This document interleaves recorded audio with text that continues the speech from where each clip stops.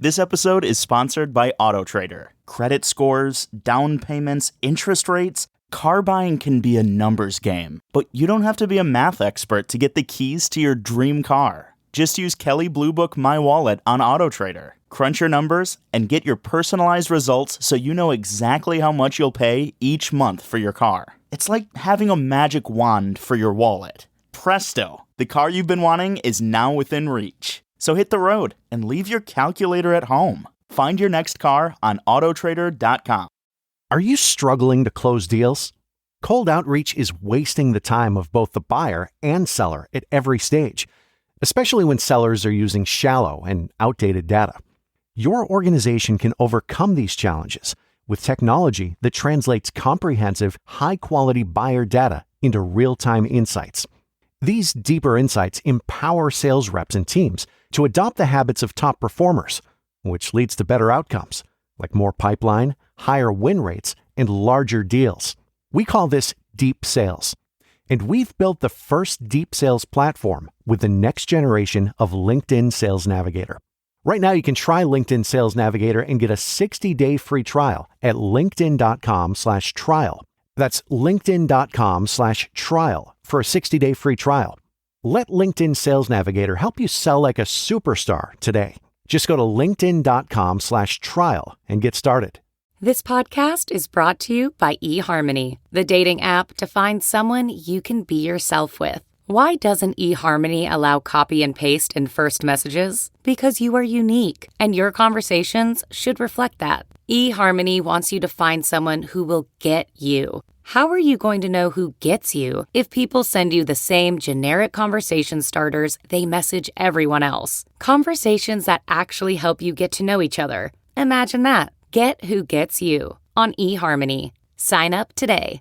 This episode brought to you by the following patrons: Leaf Girl, Min, Sex Caliber Bones a Lot, Madeline, Alyssa, Vixen, Holly, Natasha, Laura, Jeremy with the laser eyes, Allie, Logan, Libby, Aaron, Kristen, Amy, Tia, Jonathan, and Isaac. And all the patrons want you to know you're loved, you're listened to, and you're a valuable member of this awesome Horror Virgin community. And if you want to hang out with us, do so in the Facebook group where we'll be hanging out daily. Apologize in advance for how gravelly my voice is going to sound, but I'm on 3 hours of sleep at what is definitely a former cult compound. So, wait, what? Are you at a Mormon church? I am at a natural hot springs. We got a lot of information from Kevin. Kevin told us that from 1902 to 1970, this was owned by a German family as a natural health spa. Oh, yeah. And from the 70s to the 90s, it was owned by various mob organizations as a front for money laundering, but also a health spa.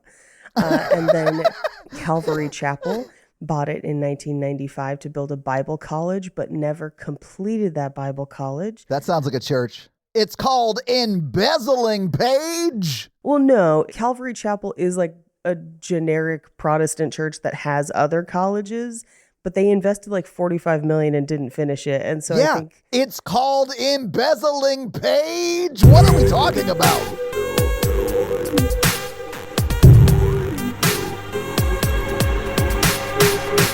we paid way too much to be here. The entrance to this thing is like, very health spa cult compound looking place is across from a Chevron station. And so anytime anything is a little bit off and we're like, we paid how much to stay here? I'm like, it's across from a Chevron, okay? Like, there isn't an amount low enough to get me to stay in a rustic tub across from a Chevron, guys. Nothing. There's no fee low enough that I would pay to do that. They left like an aromatherapy tray for like when we're sleeping, and there's like what looks like a tiny deodorant stick that smells really good. We're not really sure what that is. Also, there's no food here. There's a Chevron station across the street, Paige. What more could you ask for? Amenities on amenities. Rusty tubs, a room that I can only describe as definitely a 2-wall set that someone is holding up behind you, and Paige, a chevron across the street with all the food you could eat. Chevron across the street. We did order food last night. The chevron delivers, Paige? No, but 7-Eleven does. And so we were okay. Thank you for tuning into Horror Virgin. I'm Paige. And I'm your horror virgin, Todd, which means I don't like scary movies and you guys make me watch them. But this week, Paige didn't make us watch a scary movie. She made us watch Battle Royale. Woo! Or as I like to call it, a movie so badass, it became every popular video game right now. Yeah, that's right. And here's the thing. I had been aware of this movie for a long time, and it's one that I was kind of saving because I figured we would either do it or I would end up doing it on some other podcast because it is a cult classic. Yeah. And it is exactly the type of weird shit I am into. So I had held off. So I watched it for the first time starting at 1:30 in the morning. Last night. And that's when I texted you because I knew when I told you this was what we were doing, you had not heard of it before. And when I texted you that I had finished it and we were still going to record today, I texted a reminder that said, hey, by the way, one of the things you need to know about this movie is that Hunger Games was not even published until 8 years after this movie came out. Because essentially, if you're watching this movie for the first time, it is the blueprint for any Hunger Games, any young adult novel that takes place in a dystopian future in which kids have to kill each other. But this is the first one. Like, this is the blueprint. And honestly, I think it does it the fucking best. This one is awesome. This one is awesome. I don't know. They feel like very different properties to me. Like, I think they're making very different points. The metaphors are very different. And like, so Yeah. I dug the original 3 Hunger Games movies, but it's just a whole different vibe. Like, it's a whole different story. You know, I get that this one maybe started maybe we should just have kids kill each other, but that's something that older generations have been doing to younger generations for like ever. So that to me isn't an interesting, like, unique premise.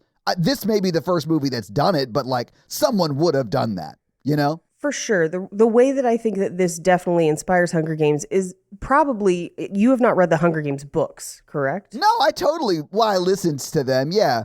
Okay.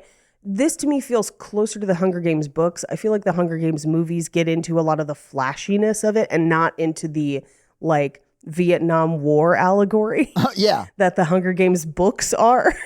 And I feel like Hunger Games took this kind of as a concept and built out a lot more world around it, where they went the fantasy world building route. Yeah. And this movie goes much more into the like societal metaphor route, which I fucking dig. And standalone, I think it's great. Me too. I like it way better than Hunger Games, to be honest with you. Same. But the Hunger Games to me is like, ooh, what would it be like if the world fell apart? Right. So it's like a whole different post-apocalyptic world, whereas this is like just a few years after shit hits the fan. Yeah. And then everyone's like, yeah, let's just like pick 40 kids or so and let them kill each other. It's fine. That'll fix everything. Well, as an example to other kids that they should not fuck around, although that's one of my questions. And it's one of the things that like, I have a few questions after the movie. It didn't ruin the movie for me, but it definitely made me want to read the book because I'm sure the answer is in there, given how much of the rest of this is in the movie, where it seems like they don't know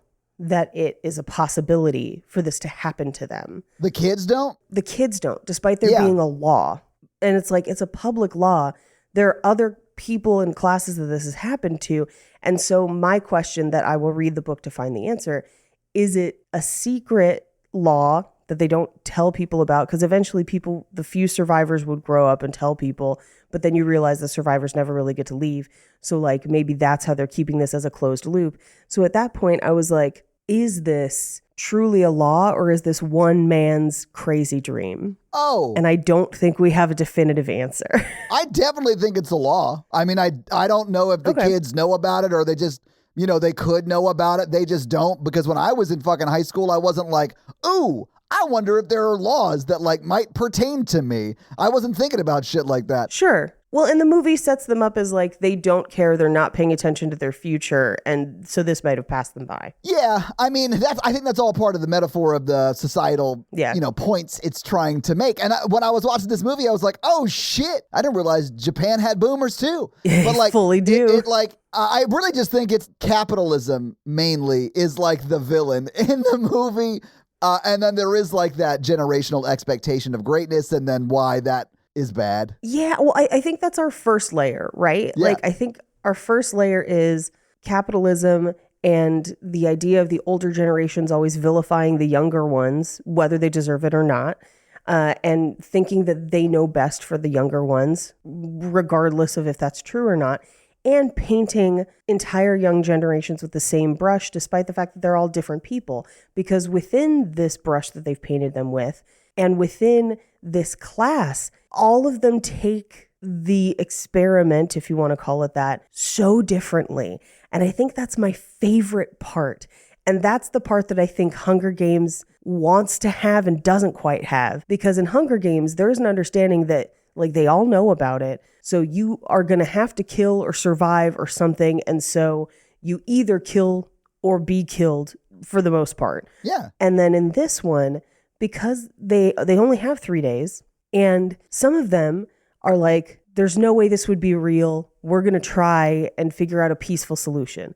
Or there's some that are like, well, we're going to try and hack it. Or like, we're going to try and band together and hope nothing bad happens to us. Or even if it does, at least we were together. Or some people, unfortunately, choose suicide. And other people are like, finally, my chance to fucking murder people because I've been fucking wanting to for so long. And that's wild to me that they have all these different microcosms. To me, that's what makes it fascinating. It becomes this wild social experiment. And I think it's incredibly well done. And that's what made me want to read the book so fucking much. I was like, I think this might be my next summer read. You know, a light summer read about... I threw a phase in junior high and high school where I got real into some dystopian literature. And I haven't been back there in a while. And like watching this, I was like, hell yeah.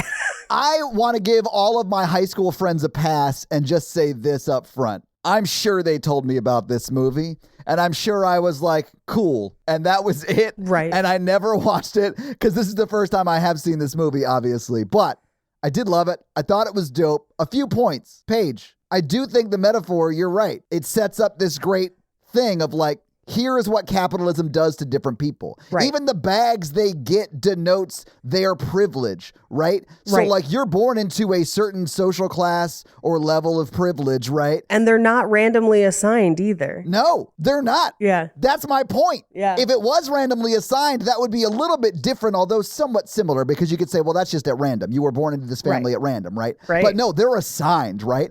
And like, some people throw away their bags because they're so dumb. But, Yeah, Paige, that was wild. some people hold on to them. Some people steal other people's bags. She survives for a while. She does, sure. The girl Yeah. who throws her bag survives for a while. Yeah. She does. But I love that when they go out, it then becomes like, okay, this is a microcosm of what life is going to be like. Yes. In capitalistic society. Like you have to work, you have to kill people to survive, you have to do all this shit. And none of that's like actually true, but that's like what the movie is telling you capitalism is forcing on us. Right, because that some people choose to buck the trend, right? Well, yeah, and then capitalism kills them. Not necessarily. Our two heroes bucked the trend and they survived. No, they don't. But they had to be, well, yeah, they leave. They leave the island, they graduate from the island, and then they're back in Japan, which Yeah. is also a capitalistic society, and everyone That's is fair. hunting them That's because fair. they're outlaws. They don't get out. They don't get out. There is a sequel too, by the way. Ooh. I have no idea what it's about or what it's like, or if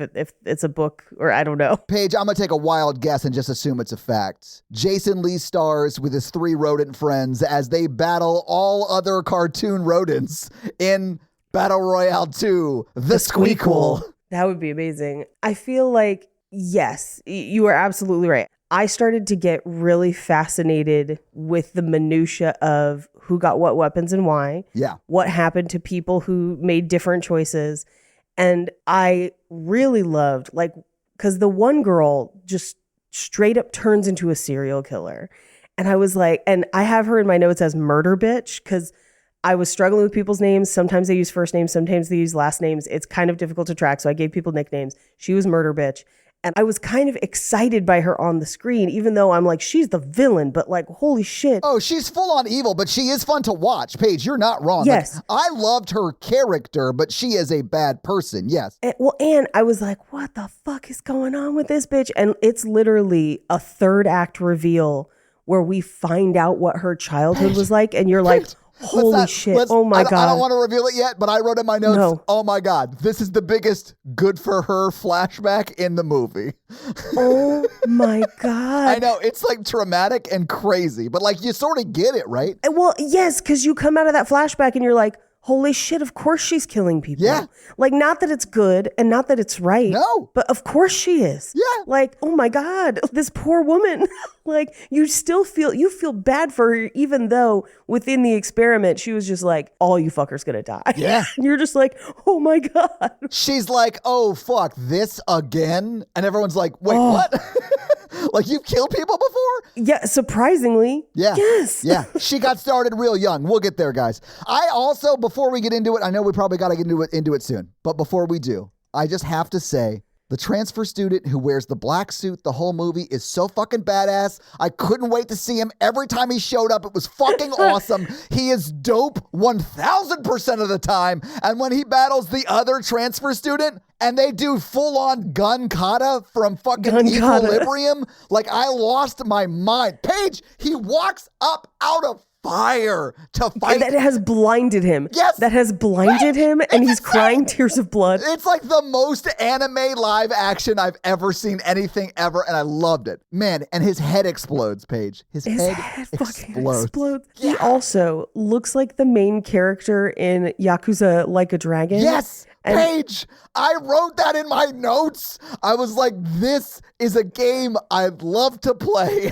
as that character. He wasn't crazy, but he keeps magroobering the gun the whole time. And by that, I mean, that man shoots straight for the first couple kills.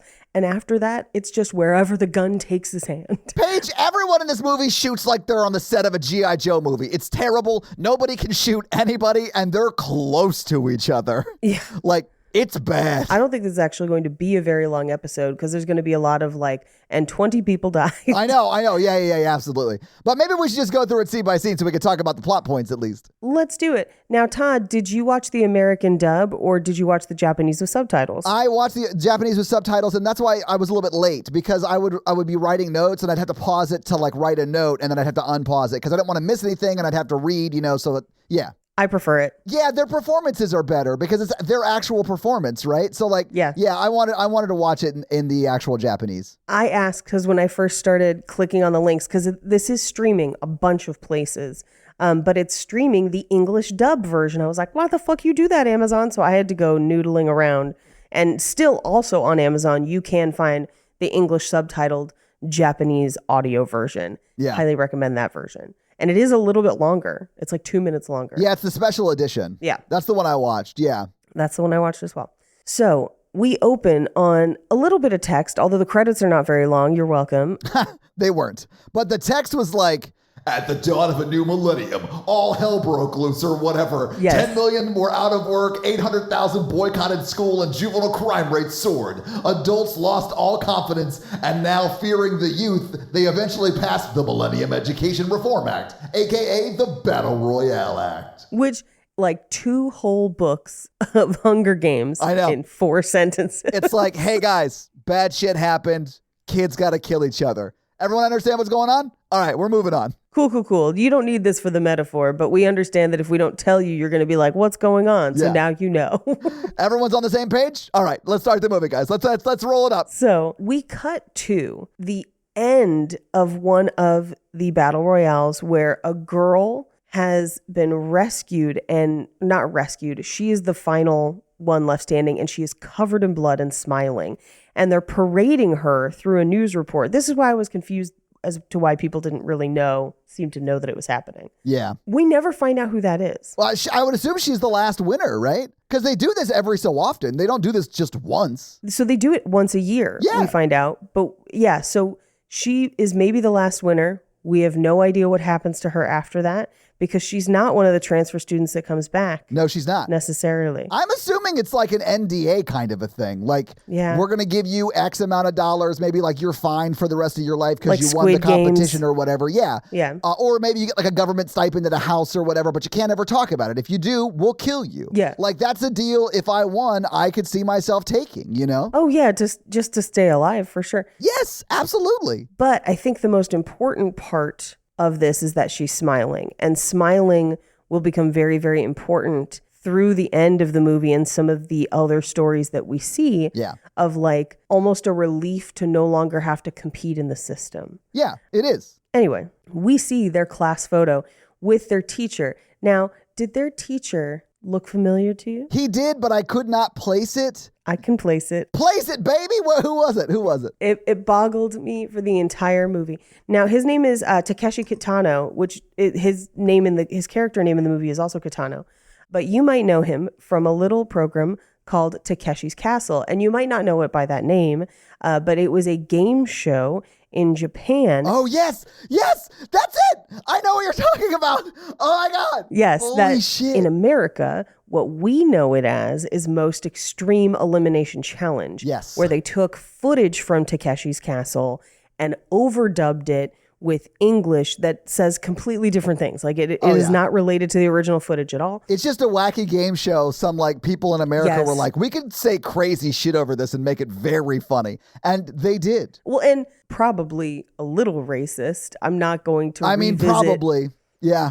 I haven't seen it since college, which would have been a time period at which that kind of shit was acceptable. That would indicate how well it's probably going to hold up when you think about it. But yeah, so he's one of the hosts, and at least in Japan, he and another guy were like the host. Because I've watched some of the original episodes of it, which are almost as weird as the American version. But then they had like other like chief correspondents. And one was like Captain Tennille and Guy Ledouche or whatever. Guy Ledouche. Yeah. But so he is the Takeshi of Takeshi's Castle. Boom. Okay. That's wild. Okay. Boom. I haven't seen him since college, but yeah. Honestly, here's what I would like to know. If you, listener, are someone who grew up consuming Japanese cinema or just Japanese media and were familiar with Takeshi's Castle before this movie came out, was that an interesting casting of like this popular game show host as this guy running this murder game? Was it intentional, you mean? I think it might have been. I'm sure it was intentional, but like, how did that make you feel? Like, did that have an extra layer of it for you? Because I know sometimes in America, we will do casting like that specifically like, this person has a history of being this. And so it's trying to like start you out with a feeling like this. So I'm really curious, if you were a Takeshi's Castle watcher and then saw this movie, did it make him scarier? Did it make that's fascinating to me. Yeah, I would love to know. That's interesting. Anyway, we cut to their class photo. They kind of zoom in on a couple students and they're the ones that we will follow. Yeah. But first we follow Shuya. And Shuya talks about how his mom left when he was in 4th grade. And the first day of 7th grade, his dad hung himself. And he unfortunately finds him. And his dad left him this long toilet paper note that just says, "You can do it, Shuya. Go do it. You can do it." And he says after that, everything went crazy. And we will find out that he ends up in a foster home. But here's my question for you, Todd. Yes. That I started thinking about later in the movie, because this flashback will come back a couple times. The day after 7th grade, we will find out that part of the reason this class is chosen is for their behavior in 7th grade, specifically literally this day, or a day very close to this day. So my question was, did they choose them years later, or did they choose them that day and their parents knew ahead of time and his dad is reacting to that news? I know we also know his dad's been out of work. Yeah, I do think that he's acting out that, and I have him in my notes as Nanahara because he's called that so much. Yes. But that's actually his last name. Yeah. And that's the whole thing of they call people by their first and last names so interchangeably. Yeah. It's sometimes hard to follow. But yeah, I do think he's acting out due to his father's accidental death, and that's why he gets put in the island. Yes. No, that's not what I'm asking. Oh, sorry. Yeah. So we know that this year, and yes, obviously he does start acting out after his dad's death, but we know that the acting out has happened beforehand because he's not the one that acts out. It's his friend.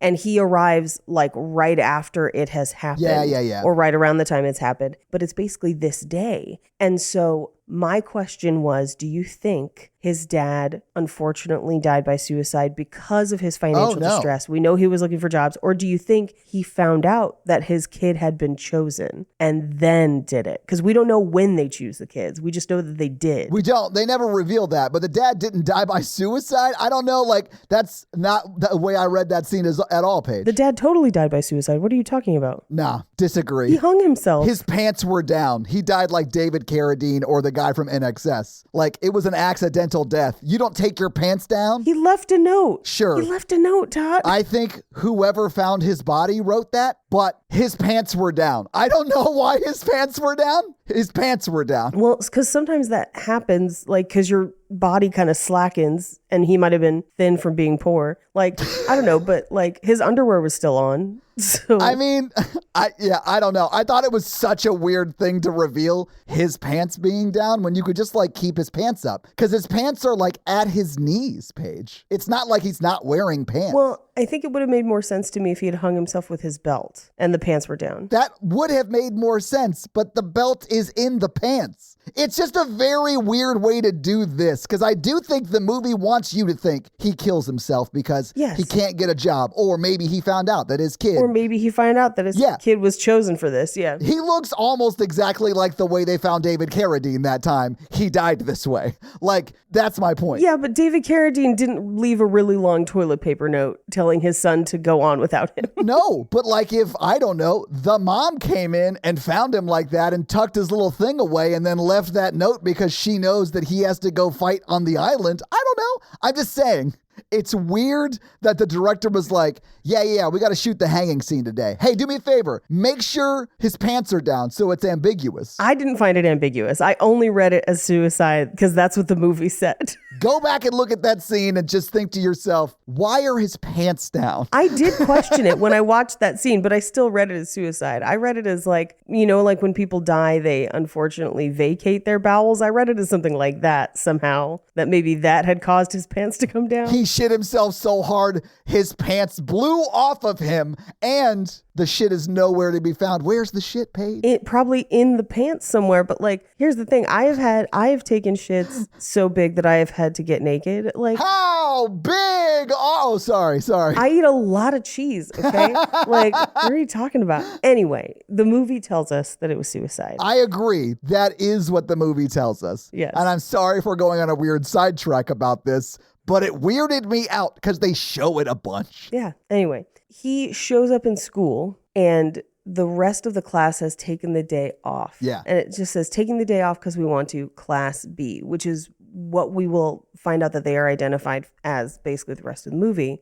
And the teacher is basically sitting up there disappointed that no one respected him enough to come to class. And so he goes to leave. And Nobu, one of the characters we'll meet as Nobu, slashes his leg with a knife. Yeah. Like, which is insane. I would be pissed too. Oh, yeah. Well, it is kind of funny to me when they do bring this up later in like the requiems later in the movie where he's like, you can't even hit kids anymore. I was like, well, okay, you should never hit kids, but this is a situation in which something should have been done. Right? like there should have been some punishment and accountability. Yeah. Because he could have died. Like if he hit the wrong vein, he would have died. I definitely do think if you stab a teacher in the leg, you're going to have some like legal justice system wheels churning out your result. You know what I'm saying? Like, yes. You're definitely going to be caught up in that machine for a while. And what we will find out is that Nobu, after that, basically runs away and then only comes back to go on the class trip later. Yeah. So we cut to, they have all kind of reconvened on the bus for the class trip. And this little scene on the bus is going to try and identify some of these students to us. Now, again, it is tough to track names because it's first and last names, and those are kind of a little tough to follow. Yeah. And also, you meet some of these people, and then they are gone. Oh, like immediately. Within minutes. Yeah. Nanahara is about to take a photo with two other people, and one of those people dies almost immediately. Right. Yeah.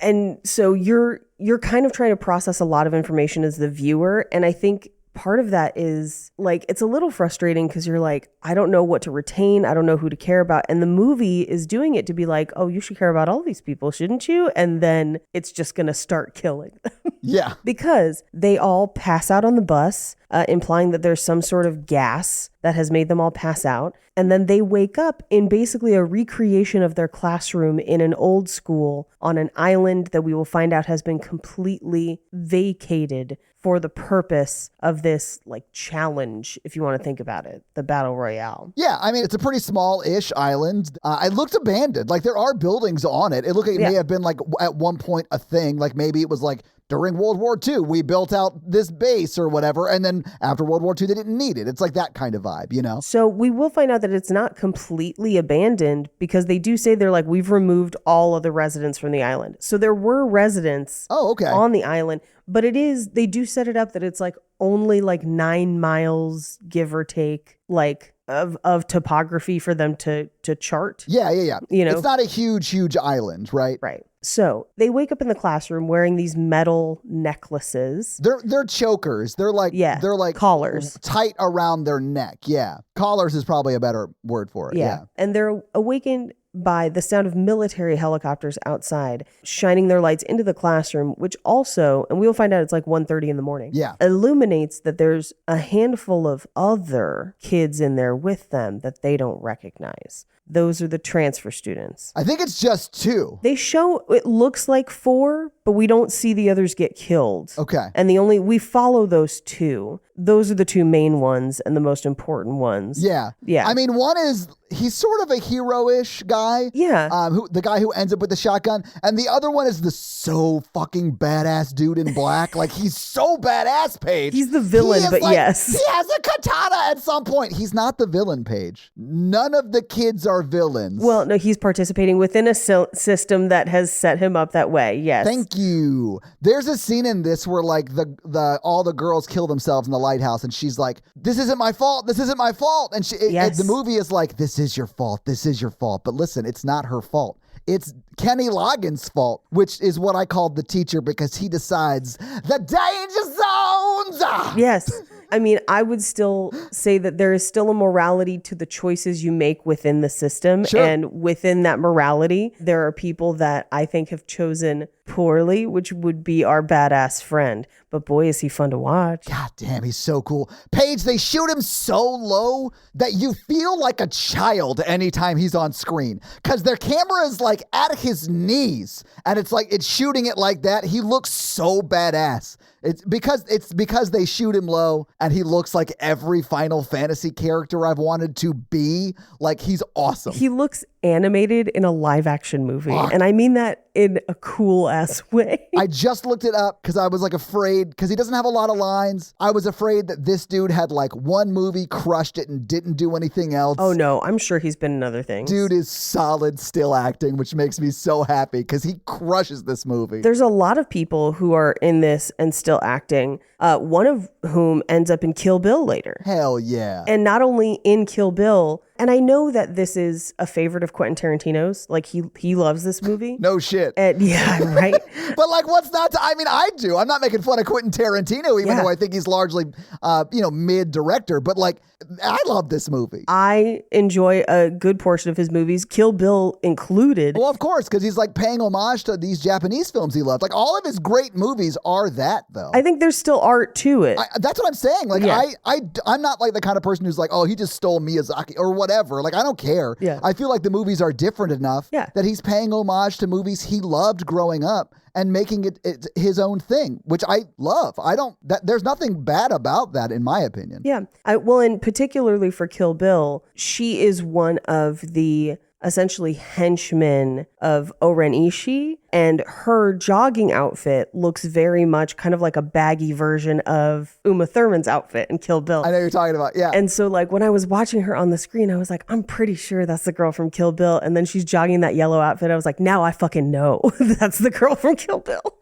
But anyway, they wake up on the island. They got the collars. There's the transfer students there. They're like, what the hell's going on? The teacher stands up and they're like, what the fuck? And this is where I was like, oh my God, it's the guy from Takeshi's Castle. And I like had to pause it. Is he going to make him run through possibly fake brick walls? Get it on.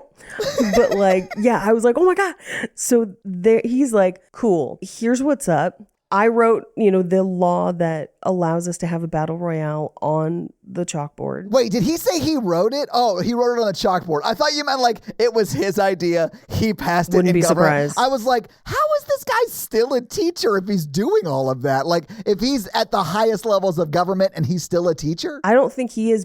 And again, this is why I want to read the book. I think one of two things has happened. One, his loneliness and anger have pushed him to invent this as a solution for that law. Sure. Yeah. That's why he's kind of the game master. Or second option, he nominated them to be chosen because they were his class and they were a shitty class. And now if you nominate your class, you have to like see it through. Because they have another teacher and he kills him. He's like, he didn't want you guys here, but fuck that guy, right? Like, I have to ask right now, if you are a teacher and would like to nominate your class for a battle royale, we're not going to do it, but please reach out to us anonymously. I've got to know details as to why. You do not want to know that answer, man. I bet it's more than one. It's way more than one. I bet we get some responses to that, Paige. Here's what I will say. Of course we shouldn't kill children. But I will also say that if you spend any prolonged time with children, you know that they can sometimes say and do things that will drive you to the edges of madness. And part of being an adult in a world with children is that you as an adult have to not kill them. But you also have to stop and be like, I have to understand that they have a limited knowledge of the world and I have much more of a knowledge of the world. And they are acting this way for a number of reasons. And I need to stop that behavior so they don't become a menace to society. Even though I am frustrated, I need to regulate my emotions to help them regulate their, like, it's a whole thing. Paige, is he a menace to society or is he a badass motherfucker in black who's just trying to survive this crazy capitalistic hellscape his parents created for him? We don't get any of his backstory and it's truly a shame. I needed all of it. He's the one who volunteered to come back. Like, that's the one thing we find out about him is that he volunteered to come back because he loves to kill. Yeah. Like, holy shit. Paige, he's so good at it, though. I know. He's amazing at it. The man's a savant. That's all I'm saying. He's like, I found my calling. Like, I found the job that I should have. Thank you for awakening me to my career possibilities. Anyway, he's like, here's, the BR Act, the Battle Royale Act. You all are going to have to kill each other. And they're like, what? Like, what are you talking about? And he's like, missed you guys. Let's watch a video like it's a substitute teacher day. I did love that they rolled in a video. They rolled in a video for the class and it was just straight up a propaganda video about battle royales as a premise. That video is so fucking funny. And it was like, here are the rules. There are no rules. And it's like this really, really chipper, probably peer to the kids, right? Like younger girl wearing a pink shirt and a military hat. And she's doing the hand kawaii, signs. Hand poses and shit. It's so funny. I loved it. I was laughing out loud. It was so good because it's typical of a lot of Japanese advertising from the time. From the time that this came out, that's what most Japanese commercials looked like, at least the ones we saw in America.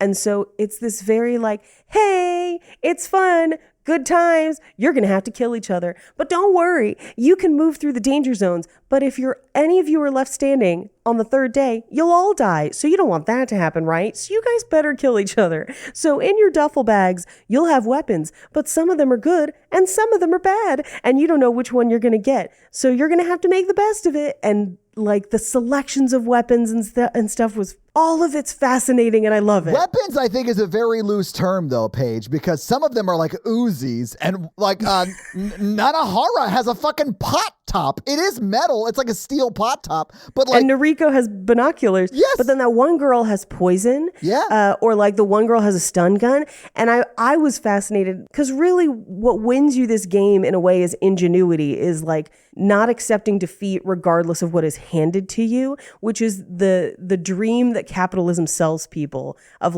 anyone can do this and anyone can survive. Yes. It doesn't matter where you start. Exactly. As long as you are ingenious. And that does kind of happen in the movie, not really, because they do get a lot of help, but that's the premise they're setting up. And you're right, the foster kids and the kids who are in foster homes get a pot lid, or whatever. They get nothing to start out with. And so I could nerd out on who got what weapons all fucking day. That first kid that gets the fucking crossbow. I was like, what? That's why I love this movie so much, because there's so much intentionality baked into like even these sort of small moments that just set up the game, right? Yes. And the game is like what a capitalistic society is. And like I shit on capitalism a lot. I don't think it's the worst version of how to do things. There are worse ones. It's just the one that is currently oppressing me, so we talk about it a lot. I also don't think it's unique to just capitalism. Like, I think that definitely factors into this movie, but I think it's not just that as much as it is also the generationality of modern society.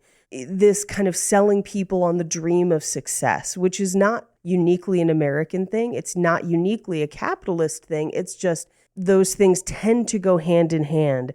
And the rhetoric of capitalism feeds into that kind of dream narrative that, like, there are parts of it that I don't hate, because I do think that there is something to pushing yourself and being your own cheerleader to do the things that you want to do, even if you understand that the system is maybe not stacked in your favor, because sometimes people survive with a pot lid. Does that make sense? Yeah. There are tons of poor people that are getting by, and they're very underserved and very undervalued by society, but they are getting by. They're figuring it out with their pot lid. Yeah. Right. But Paige, I don't disagree. I think everything about this movie is intentional for that reason. I think it's trying to make those points. Yes. I want to know what Nobu's weapon would have been. Nobu? Which one was Nobu? I'm so sorry. Which one? Nobu is the one that slashed his leg, who is about to die before they get their bags. Same. Yeah, I wanted to know that too. It would have been hilarious if it was another knife. I wonder. Get his other leg, Nobu! Is it another knife, or is it a pair of pants? Like, you know, like, what is it? Because their weapons seem to correspond to the few things we know about them. Like, she saw it happen. Yes, so she got binoculars. She saw the crime, and so she got binoculars. Yeah. His family didn't have a pot to piss in. They didn't have food. They couldn't afford food. Like, his dad couldn't get a job. So he has only the lid to a pot. He doesn't even have the pot to cook in. He doesn't have a pot to piss in. He's just got the lid. And so, like, it's things like that I was like, I gotta read this fucking book. Yeah. But after watching one of the most hilarious videos plugging a mass murder, I guess murder? I guess. I don't know. But it's like an anime live action style. I love it. Over stylized, like, propaganda film for the Battle Royale. Very J-pop looking. Yes. I was like, did Blackpink make this? This is amazing. It was so good.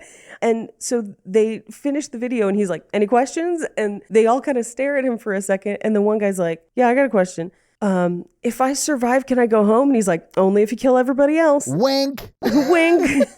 Next question. And the other kid's like, why are you doing this? And he's like, because fuck you guys. Like, fuck them kids. He's like, I got stabbed yesterday. That's why. I don't even think it's yesterday. I think it's a couple years later. I think you're probably right. But still, like, yeah. Yeah, I got stabbed.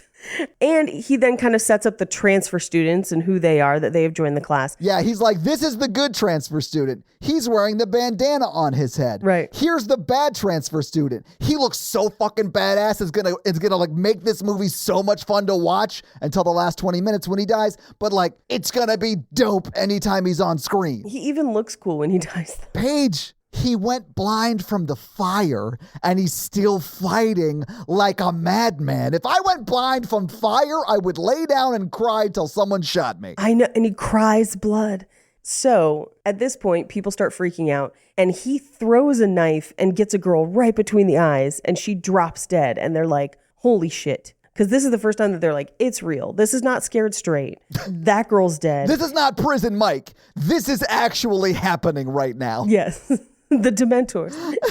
He takes the knife out and is like, oh, you thought I wasn't allowed to kill people? Oh, you're mistaken. Yeah. And then we get, for the first time in the movie, a fucking total on the screen and of people remaining. And the fact that it gives us the score the whole movie, I fucking loved that shit. I thought it was cool. It's so cool. I was like, I mean, that's something that we see like Hunger Games do, and we see like that is very common now amongst these movies. Like, honestly, I'm sure they got it from this movie. Like, it's cool. I'm sure they did. Yeah, it's very effective. Yeah. But like, I thought to myself, okay, this was a class. They did add 2 transfer students to it, and there are 42 kids here. Right. That's too big of a class size for any actual learning to take place. Like 40 kids kids in a class is way too many. That I think that's very kind of you to assume that. That is a very common class size in California public schools because we overcrowded. I'm not surprised by that. In my public school, it was very common to have 35 to 37 students in class. That's how I know it's not effective because 35 to 37 isn't effective.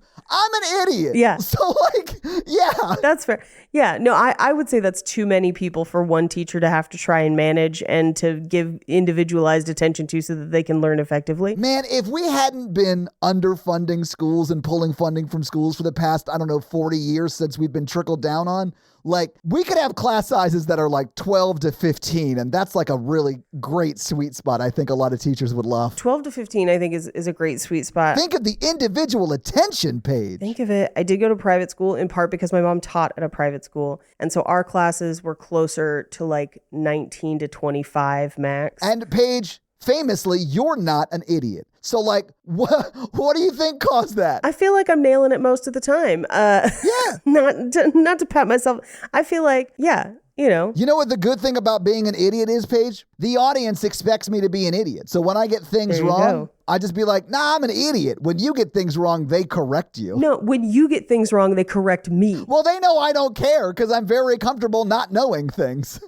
I legit got a multi-page text the other day. I know, because Paige. of something that you said, and I was like, I can't. You know what's really funny about that? I didn't even realize till this moment it was about something I said, because even when you sent it to me, I didn't read it. So that's most listeners just know Todd's not going to read a Bible about why he's wrong about that girl from the Final Girls being just like Shakespearean Mercutio in the movie Final Girls. Tina is her name, by the way, and she's fabulous. No, she still is. And I can't forget her. She's amazing. I went back and watched her still do that dance over and over again on YouTube. She's so good. It's so funny. It's so good. And honestly, the more I rewatched that movie, the more I liked it. And the more I found out that the original plan was basically what I would have wanted from that movie. So I was like, yeah, they only had $5 million. I do think this movie could have been so good if it was high budget. If they had made it the production level, not story-wise, but production level of The Hunger Games, I'd love that version of this. And not different actors or anything, just that production quality would have been so cool. Because you could have done, there are characters in this movie. Well, I'll table it. I'll table it until we get there. Okay. Because I want to talk about it later. Sure. I don't mind the production quality because I feel like it does force you to focus more on the story. Yeah. And also, they still be giving us blood spray all the time. Way more than the Final Girls did. And Paige, I don't think that the production quality hinders this movie at all. I just think it would be cool to see it at that production level, Yeah. But that girl is dead. We've seen the score. Nobu flips the fuck out because Nobu, kind of a loose cannon, and Nobu, as he's freaking out, the teacher slashes him in the leg, much like he did to that teacher. I mean, it's revenge. That is 1,000% revenge. 100. And so Nobu freaks out. The teacher is like, I forgot to tell you guys that collars, they all explode like you saw in the video. And he triggers Nobu's. And this is one of the most fascinating scenes in the movie for me. Oh, you mean when they play hot potato with Nobu before he dies? Yes. Yes. Because no one wants to help. Because they're too concerned with their own interests. The only person that wants to help is Shuya. Yes. But Shuya can't help. There's nothing he can do. And he shoulders that grief for the rest of the movie. Yeah. But it literally is that in a microcosm of when everyone else's life is on the line and they are at baseline concerned for their own survival, they will abandon another human in hopes that they can survive immediately. Yeah. They show that so many times in this movie. Yeah. And they also show sort of the flip side of that.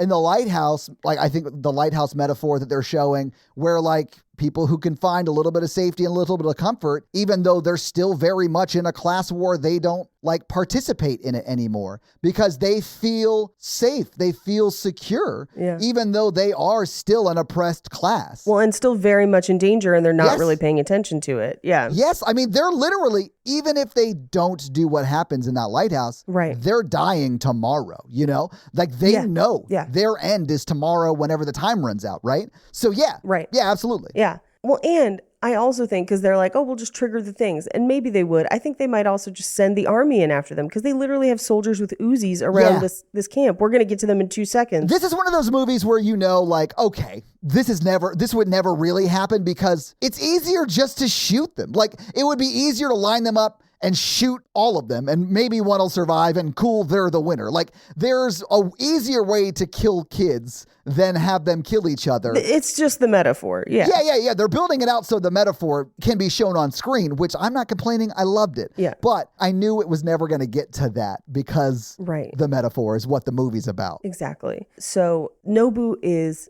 dead. His head fucking explodes. It is brutal looking, or rather his neck explodes and just spurts blood everywhere. And they all freak out. And to stop them from freaking out, the soldiers fire initially warning shots, and then they just start firing into the fucking crowd. Yeah. And a couple of these kids get clipped. Yeah, of course. They get hit with bullets. Yeah. So even as the game is starting, because what will basically happen next is they're allowed to take their own personal bag, like their stuff. Then they get the bag with whatever their weapons are and their food. Yes. And they start the game, and they just go through alphabetically and like number them off, boy, girl, boy, girl, boy, girl. And so some of them are already shot. Yeah. And the game starts immediately. So they're like, find a safe place to go through your bag. And that first night, like 10 kids get clipped, because the kids that got released first, so they had a head start.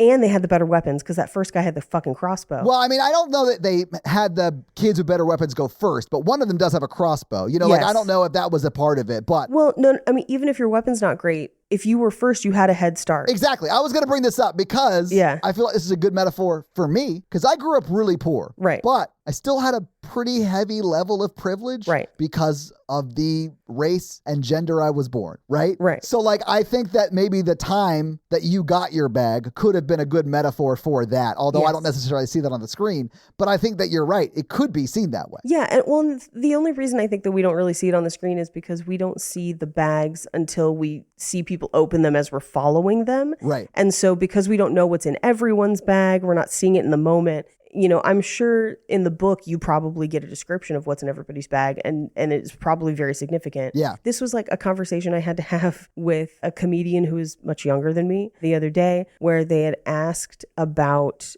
like how people get jobs opening for bigger comedians, and they listed off, they're like, I've seen so-and-so do it, so-and-so do it, so-and-so do it, and I saw you do it this one time, but I've seen all these people do this all this other time. And I had to be like, hey, do you notice something common about all the people that got to do this a lot? And she was like, fuck, I was wishing you were not going to tell me that. And I was like, this is an opportunity afforded to men more often.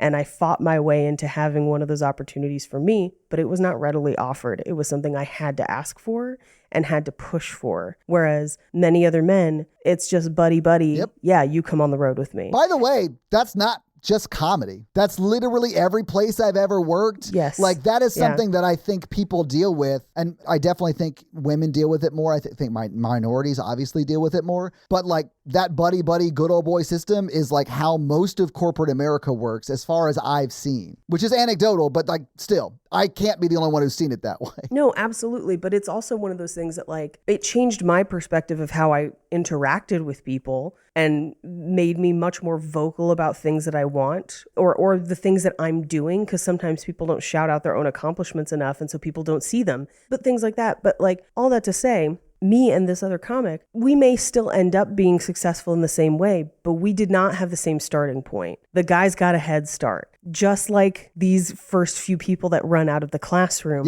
because they're able to take off and either find cover or find a building or find a hiding place, and they can hunker down and find out what's in their bag and plan what to do next. Because we will see the two that we will follow for most of this movie are late in the game. And so their first night is terrifying. Yeah. Because they get outside and it's already in progress. People are already, like, there's already a girl dead from the crossbow. Yeah. There's like 2 or 3, that crossbow changes hands like 3 times. Yeah, the guy who got the crossbow shoots a girl in the neck. We don't see that happen, but like, as Nanahara walks out, who I think you're using his first name. What is his first name? Shuya. Is it Shuya? Shuya, yeah, thank you. I'll start trying to use that so it's less confusing. Sorry, audience. Shuya and Noriko. Yeah, so Shuya, as he comes out, we see him see the girl shot through the neck, and then we see the guy who shot her, and they struggle, and like, Shuya runs off, but that guy gets killed. The guy with the crossbow gets killed by another guy by that same crossbow because they struggle over it. Yeah. He grabs it, and the guy who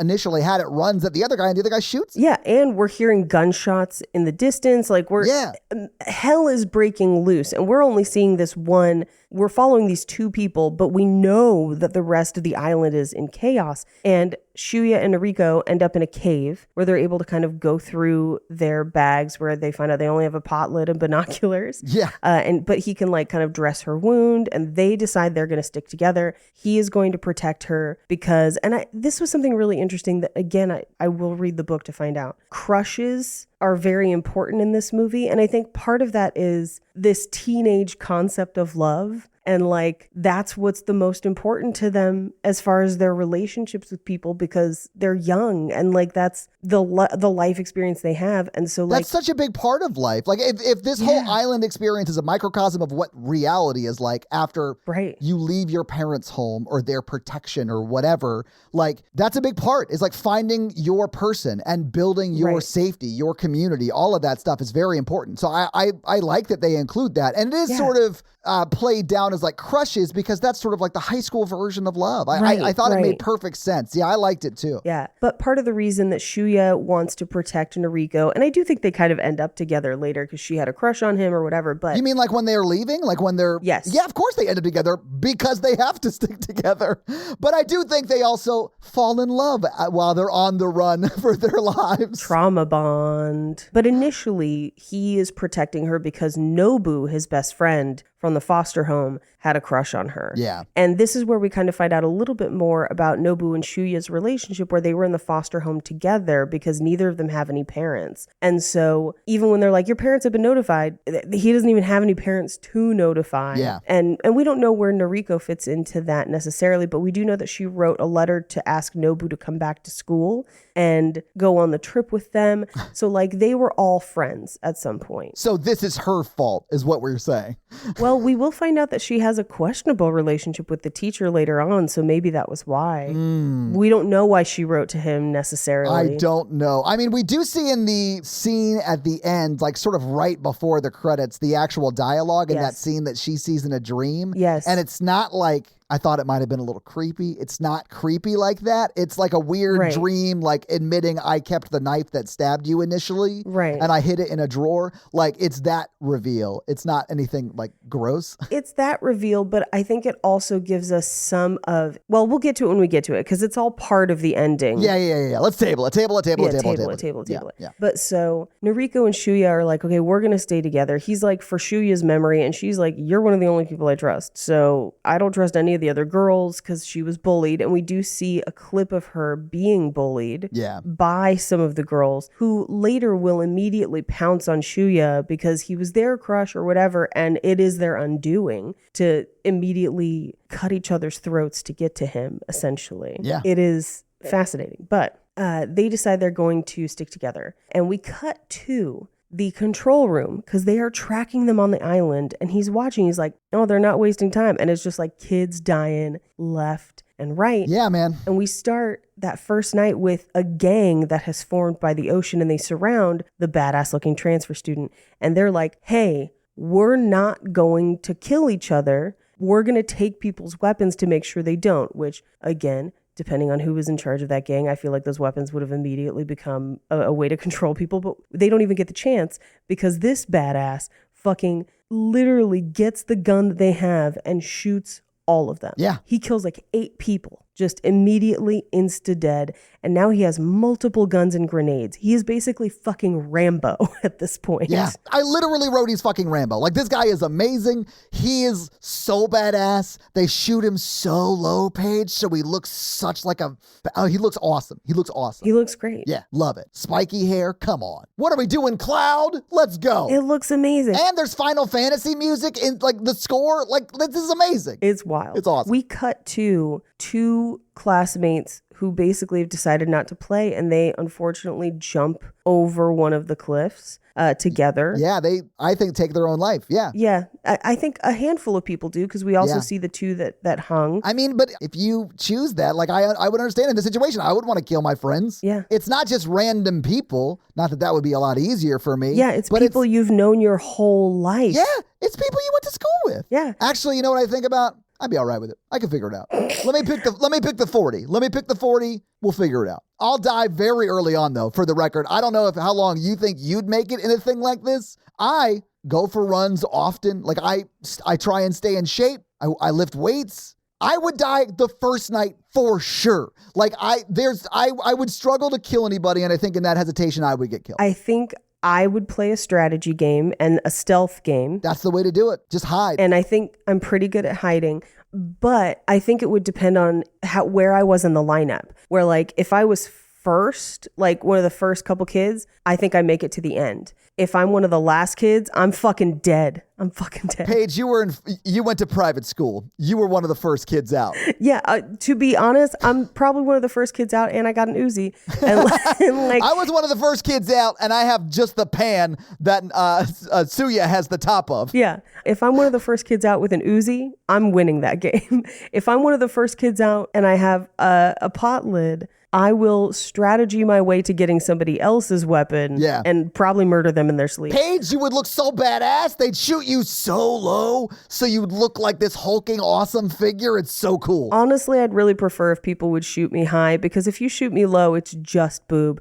Like, you're having to watch me from an unusual angle right now because there's very few flat surfaces in this hotel room, and this is the only comfortable chair. So like, it's not a great look for me. Definitely a high angle lady. But I feel like I could strategy and map my way to some level of success in this game. Running would be my weakness.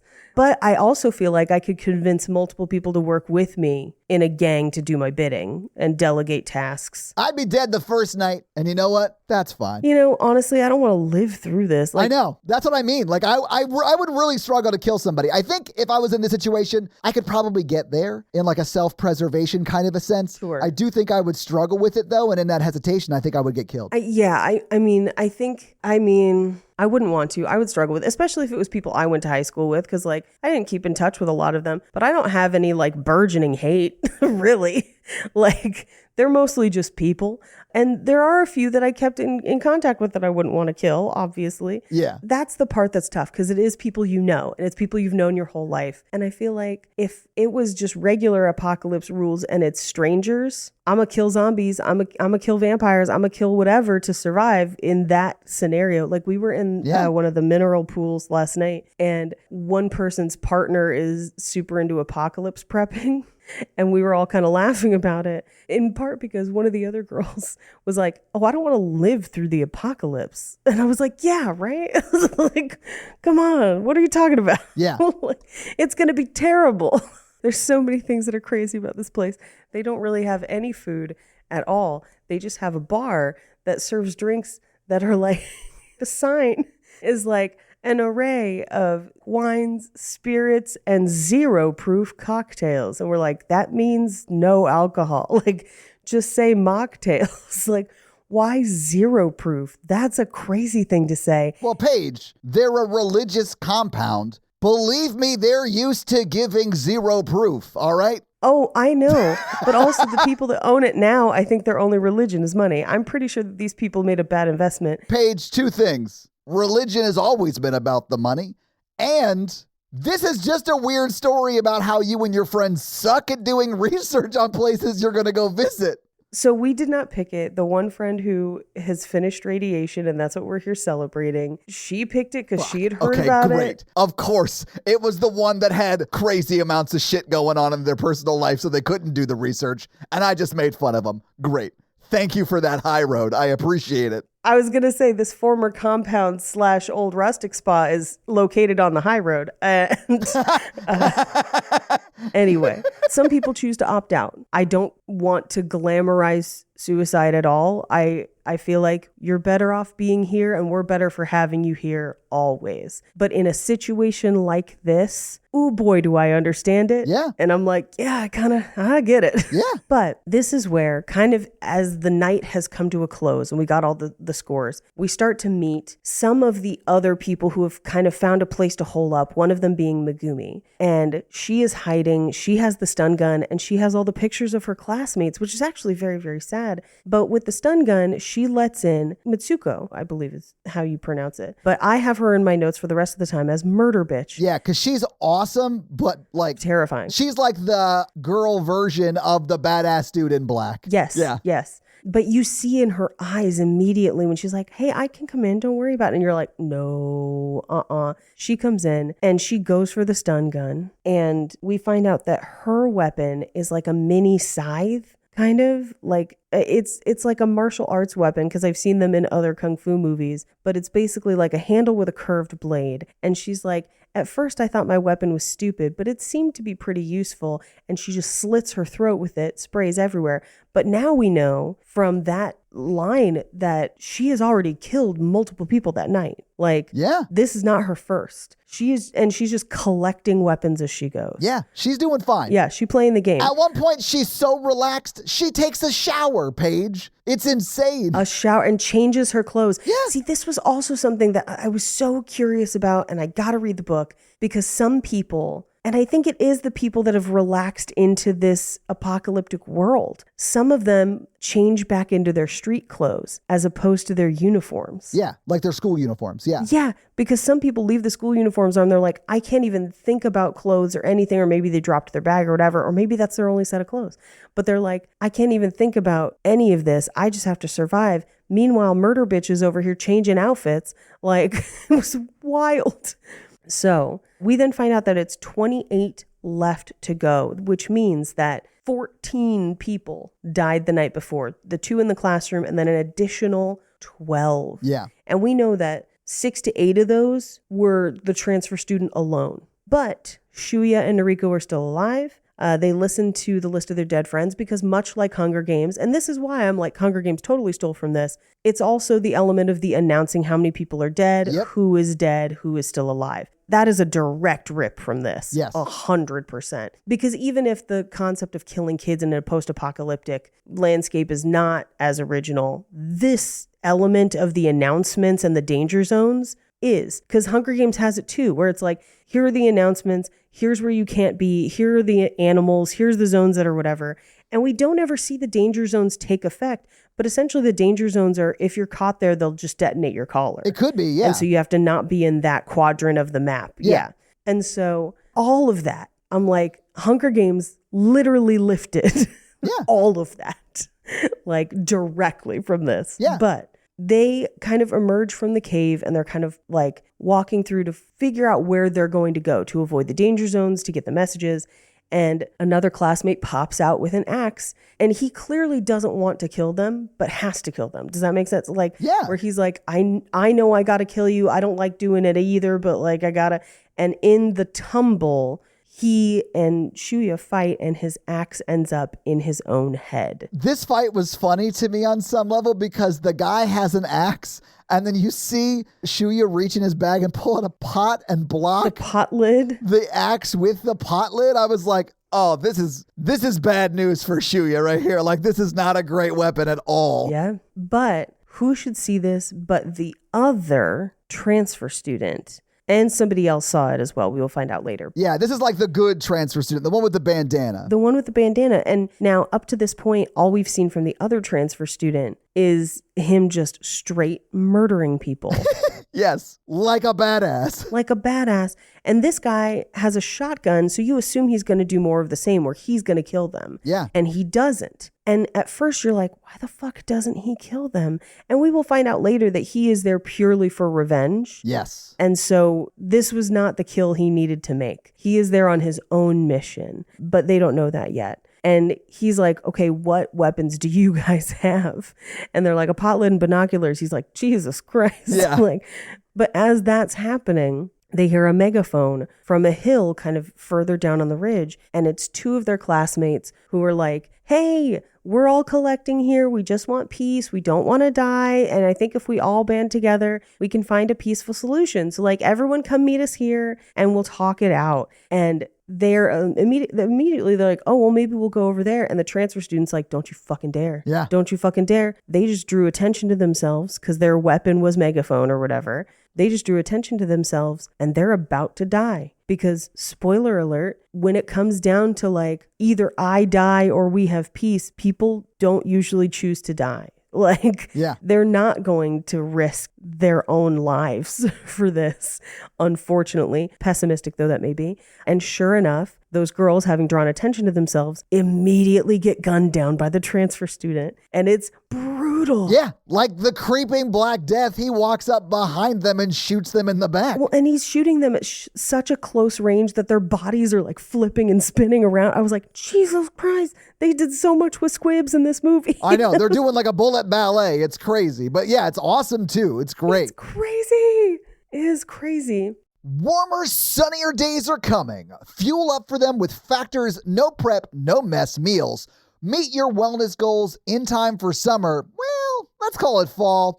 Thanks to the menu of chef-crafted meals with options like Calorie Smart, Protein Plus, and Keto. Factor's fresh, never frozen meals are dietitian approved and ready to eat in just 2 minutes. So no matter how busy you are, you'll always have time to enjoy nutritious, great tasting meals. Guys, you can make your day delicious from breakfast to dessert. Stay fueled with easy, nutritious options, all while keeping kitchen time to a minimum. Factor's meals are ready to go in 2 minutes. No shopping, prepping, cooking, or cleaning up. So head to factormeals.com/horrorvirgin50 and use code horrorvirgin50 to get 50% off your first box plus 20% off your next month. That's code HorrorVirgin50 at factormeals.com/HorrorVirgin50 to get 50% off your first box plus 20% off your next month's while your subscription's active. Achieving a gorgeous grin from home isn't a total mystery with Bite Clear aligners. Just don't be surprised if all of your sleuthing friends start asking, what's your secret? Begin by ordering your at-home impression kit today for only $14.95. Bite Clear aligners are doctor-directed and delivered to your door. Treatment costs thousands less than braces. Plus, they offer flexible financing, accept eligible insurance, and you can pay with your HSA FSA.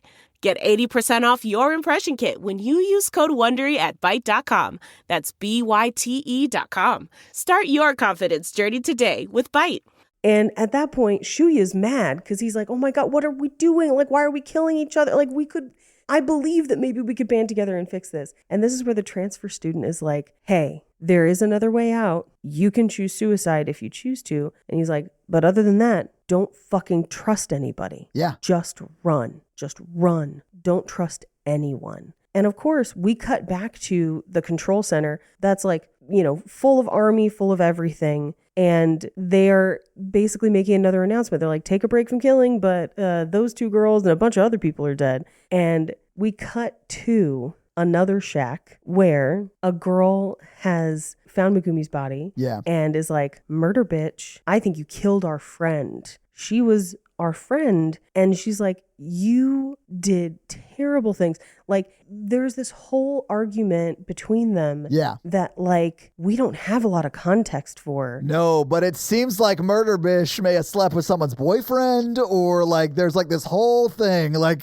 there's some drama going on that we have not seen on screen, is all I'm saying. Well, not only did she potentially sleep with somebody's boyfriend, and we don't know the context of that. Right. But there's also a line of, like, you made so-and-so sleep with those pervs for money, which is something that we will find out is in Murder Bitch's history. Yeah. But it seems like a hurt people situation where she did it to one of their friends. Could be, yeah. And we don't have more information on it. I need to read the book. But this becomes a crazy, crazy fight. Yeah. Where she does use the stun gun. She stuns the gun she's holding. Yes. So it, like, electrocutes her through the gun. And I was like, badass. That's so great. I love that. Well, and she drops the gun and just says, this is what I was comes after and shoots her. Yeah. So Murder Bish completes another murder. Murder Bitch completes another murder, but before she kills her, that other girl is like, you're a fucking murderer. And she just says, everyone has their issues, and walks away. And I'm like, this bitch, what the fuck? Like,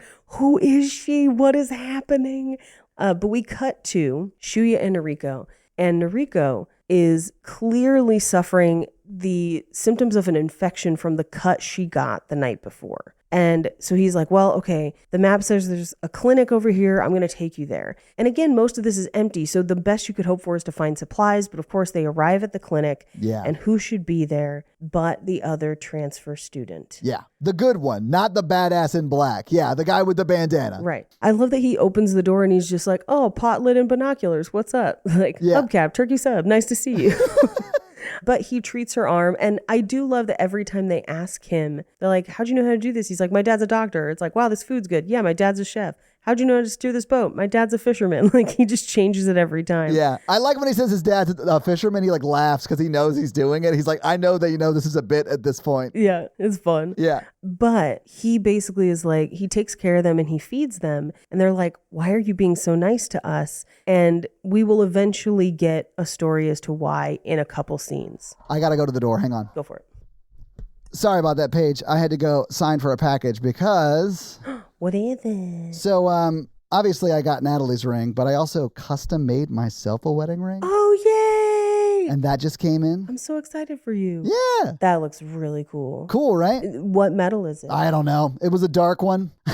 It's like a really dark gray with red accents. Oh, it's red inside too. Oh, Yeah. that's really cool. I wanted to get wood inside, but It wears away really fast. it does, and you can't engrave them, and we want to engrave our rings. But hell yeah, I'm very happy with that. I was very nervous because I wanted something that looked like this but couldn't find it anywhere, and then when I saw that they could custom make them, I'm just going to custom make it. Oh, yeah. But I was worried because I hadn't seen it before I bought it. Yeah, that's great. Anyway, back into this. We cut to the group of guys that I then dubbed the scientists, but they're basically the hackers. And Sugimura is one of the guys that's kind of lone wolfing it, and he's kind of talking to a couple different groups to find the girl that he has a crush on that we will get to later in the movie. Yeah. But he finds these scientist kids who are working on trying to make bombs and trying to hack the system proactively. Trying to hack it or blow it up from the inside. Yeah. And they are successful with the hack, not the blowing up. Right. And I do think it's really interesting that they're doing it with found tech, but also the few cell phones and things that they have, and then some laptop that either one of them had or it was their weapon. Yeah. We don't know. But we will find out that Sugimura's weapon is just a tracker. Yeah. To see where everyone is. So he's the only person that knows where anyone is at any given time. But because he can only physically go find them or track them, people are getting information at different times or getting it not soon enough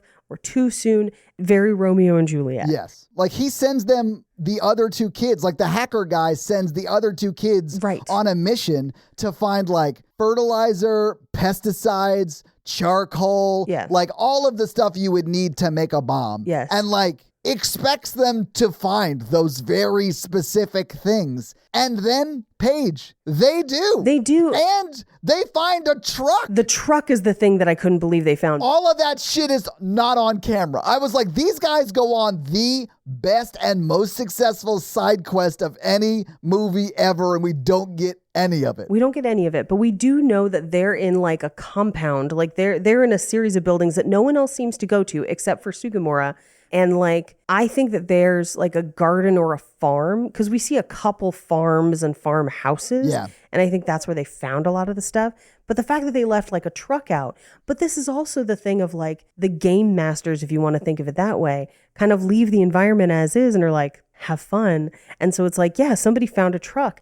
But imagine if somebody who was playing the game differently had found the truck and was just running people over.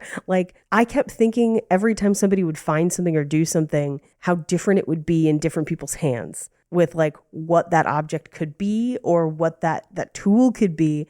And I think that's a really fun way to kind of watch the movie and probably read the book. I like, no kidding. If I find a bookstore today, I'm picking that shit up. You should, because I'm not going to read it, but I'd love to hear you tell me about it. I will love to tell you about it. But so Sugimura is going after Chigusa, I think is her name, but she's the one that is in Kill Bill. And he leaves to go find her. And the scientist kids, one of them, they've been trying to crack the code of how the collars work. And one of them realizes there's a microphone in the collar. Yes. It's the hacker. Yeah. Yeah. And he's like, that's how they're listening. That's how they know things. And so he starts typing so that they can't hear and they don't know their plans for the bomb. Yeah, he's typing on like what is more or less like the 2000s equivalent of Word so that like they can't hear him telling the other two science guys, as Paige called them, like there's a microphone in your collar so they can hear you. Keep that in mind when we're talking, you know, that kind of stuff. Right. Meanwhile, we cut to Chigusa, who is jogging and running around and exercising. Yes. Seemingly fairly carefree, but in part it's because she has someone like a dude that is fawning over her saying he's going to protect her. Yeah. But literally she turns her back for a second and he's gone. Yeah. And we will find out that she just ran slightly too fast. He couldn't keep up. He got lost. He does come back moments later. Yeah. But she gets stopped by the kid who now has the crossbow. Yeah. And he's like, hey, I always liked you. Like, I promise not to kill you if you sleep with me. And she's like, no, Yeah. I don't like you. And I never liked you. And you were always annoying and stop pressuring me to do this.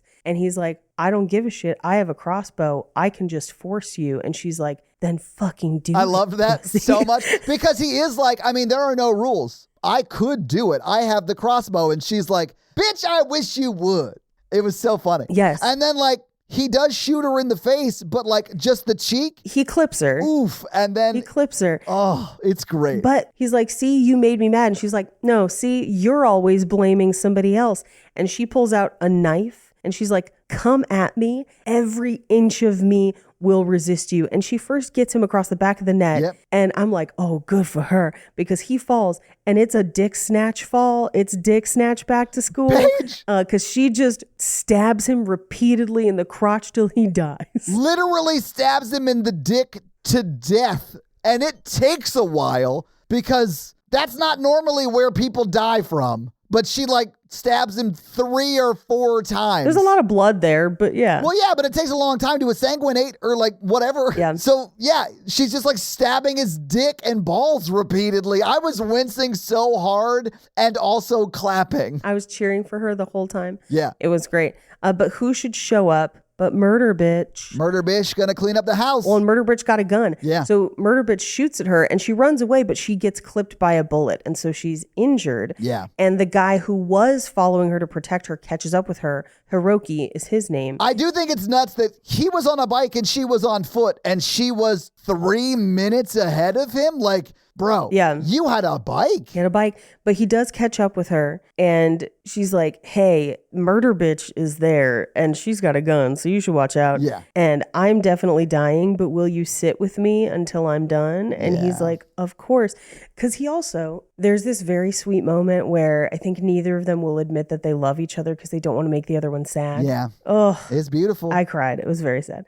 Because he does sit with her until she dies. And as she's dying, she says, just so you know, you look really cool. And he's like, you too, you're the coolest girl in the world. And she's like, thank you, and dies. And I was like, oh, what a high school romance. Like, you're really cool. But he does stay with her, which is very, very sad. I do like how, like, on her way out, she's like, hey, God, I'm going to let you finish, but I'm about to have the most dramatic death of all time.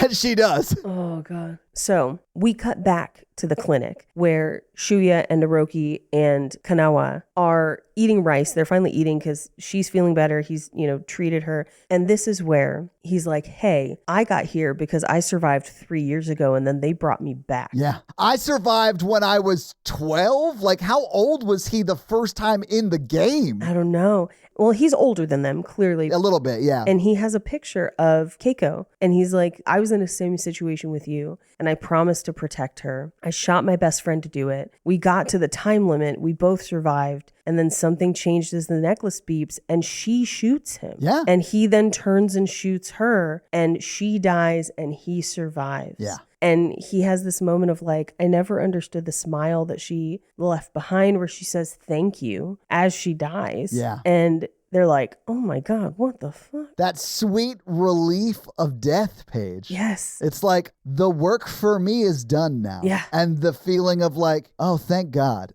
I can rest. Yeah, thank goodness. Yeah. As like a class of people, we are so ingrained in that we have to work like that to survive, that death feels, oh my God, this is going to be so relaxing. That's insane. That's insane that we work ourselves to that level and then allow people to live off of us when we could, just like the ants in A Bug's Life, kill the rich people. I'm not saying we should do that, but maybe instead of kill them, tax them more. Well, when you said the ants, I was like, I don't think he understands ants. And then you were like, in A Bug's Life, I was like, oh, the grasshoppers. Okay, I know what he's talking about now, because real ants don't function this way. Oh, shit. Yeah, I guess it was. No, wait, wasn't it ants in A Bug's Life and the grasshoppers were the elite class or whatever? Yes, but that's not how ants work in real life. Well, that's why I said A Bug's Life, baby. I was like dropping in pop knowledge. No, I know, but you started that sentence like, it's just like ants, and then continued the sentence. And I was like, wait a second, does he think ants are?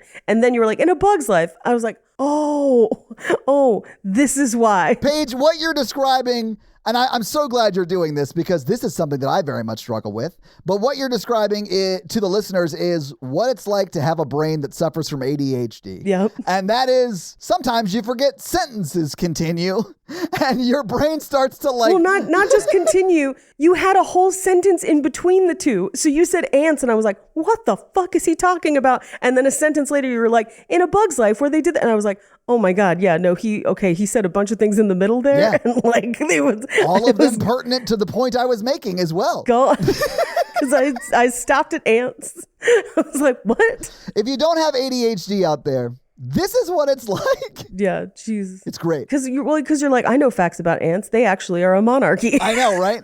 So like your brain does stop and start processing as if it was right there. I do this to Natalie all the time, by the way. That's the reason it's funny to me. Because like she'll say something and I just focus on like the first half of that sentence. And I'm like, well, to track how my brain went, because you were like, in a capitalist society and whatever, it's kind of like ants. Like we are, like we should rise up like ants. And I was like, ants are a monarchy. That's basically capitalism. I mean, we essentially just reformatted feudalism and call it capitalism on some level. Yeah. Except we work more than serfs did back in the day. But we don't work more than ants because we can't carry that much of our body weight. Not yet. That's true. We can rebuild. We got the science is there. We just need one more leg and arm, right? Wouldn't that be the same 6? Don't they have 6? Yeah, it's not so much the amount of appendages as much as their just general strength in relation to themselves. Yeah, it's almost as if they have an extra muscly arm and leg to carry shit. No, because even if they lose those additional appendages, they still have the strength. You think, okay, hang on. I need an ant scientist to get up on this and see. Yeah. I need someone to test if the amount an ant can carry reduces when they only have 4 legs. Well, they use their legs to walk. They carry things in their mouth thing. So if an ant like lost a leg or had 4 legs, it could still walk, but it could still carry a substantial amount over its own body weight. I just want to know how much it could deadlift. Yeah, 2, 3 kilograms, 4 crumbs. Yeah, and anyway, so he's told them this story. And he's basically like, I'm back for fucking revenge, and I'm not going to die on this fucking island. And you know what? He doesn't die on that island. He doesn't die. I think he is satisfied with his death in this movie. I think so too. Yeah. I think he won in a way, as much as you can. Yes. Anyway, so he's like, I know there's a way off the island, and when there's time, I will tell you. I can't tell you until then because I can't have you blowing the plan or whatever, right. But like, we're going to do it. Yeah. And they're like, okay. They hear someone outside shooting because this is where the transfer student outside, the badass one, finds the one kid who got a bulletproof vest as a weapon. Great weapon, though. Like, that is a good weapon, right? Great weapon. It makes the transfer student guy almost fucking invincible for the back half of this movie. So much so that he just like laughs when he gets shot once. That's amazing. It's insane. Anyway, they're like, who is that? And he's like, the only person that signed up to come here willingly.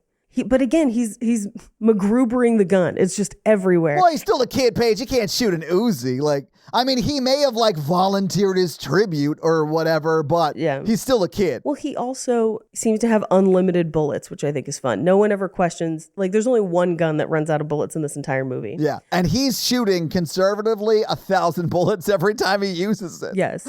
Anyway, the bulletproof vest guy like pretends to be dead, but he's not because he's got the vest. So he runs and he's like, ha ha ha, this bulletproof vest. And then he looks up to find that the transfer student has a samurai sword, and he just immediately decapitates him and shoves a grenade in his mouth. Hang on, I have to pause.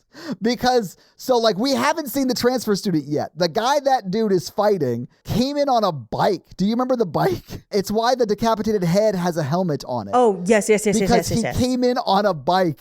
And I was like, all right, if I was on a murder island and I found a bike, I understand why I would use the bike. I don't understand why I would spend any time looking around for a helmet. But this guy's wearing a helmet. And as he like thinks he got away with it, because he like has the bulletproof vest on, he looks up and like the badass all in black creeping death transfer student is like above him. Yes. Takes out the samurai sword like a badass and jumps down swiping it like it's a cartoon. It's great. It's so great. It's the best kill of the movie. Yes, but then he does stuff a grenade in his mouth because he's got the helmet on and throws his head through the window, and it breaks the window because he's got the helmet on. And if I learned anything from the Marie Antoinette tour of the Tower of London, it's that head was still alive when he shoved the grenade in his mouth. And I can't think of a worse way to go out than knowing you're about to be turned into just literal face matter all over the inside of this like house. That is true. Can we go back to who you thought died at the Tower of London? Ooh, I say Marie Antoinette? Shit. Yes, you did. I meant Anne Boleyn. Fuck. I knew who you meant, but I was like, Marie Antoinette. No, she died in France, dog. She died in France. She did lose her head, though. So, like, it still works. Well, I mean, yeah. Let them eat grenade, I guess. What is cake if not a grenade made of bread? You want to hear a fun fact I just made up? Sure. Marie Antoinette gets made fun of for saying let them eat cake a lot because it makes it seem like she was actually super aloof. Yeah. But there was a law in Paris that if there were no breads, you could buy cake at the cost of bread. Yes. So she was actually saying, let them eat cake because that is the option that was available to them. Although I'll just say this, kill him anyway. Well, not everyone was allowed to buy cake. That was a thing too. Yeah. But yes. So kill him. Yes. Whatever. I'm not complaining. Kill them slowly with cake. That's how I'm dying. Slowly with cake. She was like, give him diabetes. Diabetes. Have them die by frosting. Okay. Don't threaten me with a good time. Anyway, the grenade goes off. They all kind of duck and cover. This dude paints their shack with bullets. And at this point, they are trapped because he seems to have unlimited bullets and a bulletproof vest. Yeah. And so Shuya is like, I promise to protect her. Please, you help protect her like you protected Keiko. We will meet back up at this temple at another place on the island. And he's like, okay, break. And then he runs to create a diversion, essentially. Yeah. And so as he runs, he gets clipped a couple times and ends up jumping into the ocean. But it does lead the transfer student away from Noriko and Kanawa so that they can actually get to the other place on the island to meet them. Yeah. We cut to the science guys who have found the bomb stuff and postcards. And he's like, all right, now we're going to start making bombs. So collect bottles. Let's fucking go. Yeah. Like now we have the explosive. Now we need to put the stuff in the bomb that's going to kill people when it bombs. Yes. And honestly, he gives this a very short, very kick-ass monologue. Yes. Where he's just like, you see this? It's a trigger from a bomb. And so we can start our own struggle, but there's not a lot of time. But do you want to do that or just fucking kill each other? Maybe we all go home together, or at least we destroy the stupid fucking system. And you're just like, yeah, new metal riff. I know. Like, let's fucking go, science guys. It was great. It was very like, I'm going to blow this shit up from the inside energy that I love. I loved it. Yeah. I loved them. They were like, I was very sad at what actually happened to them because I was just like, they got so close to winning. They did. Yeah. All they had to do was have the fortune to not run into the transfer student with a samurai sword wearing black. Yes.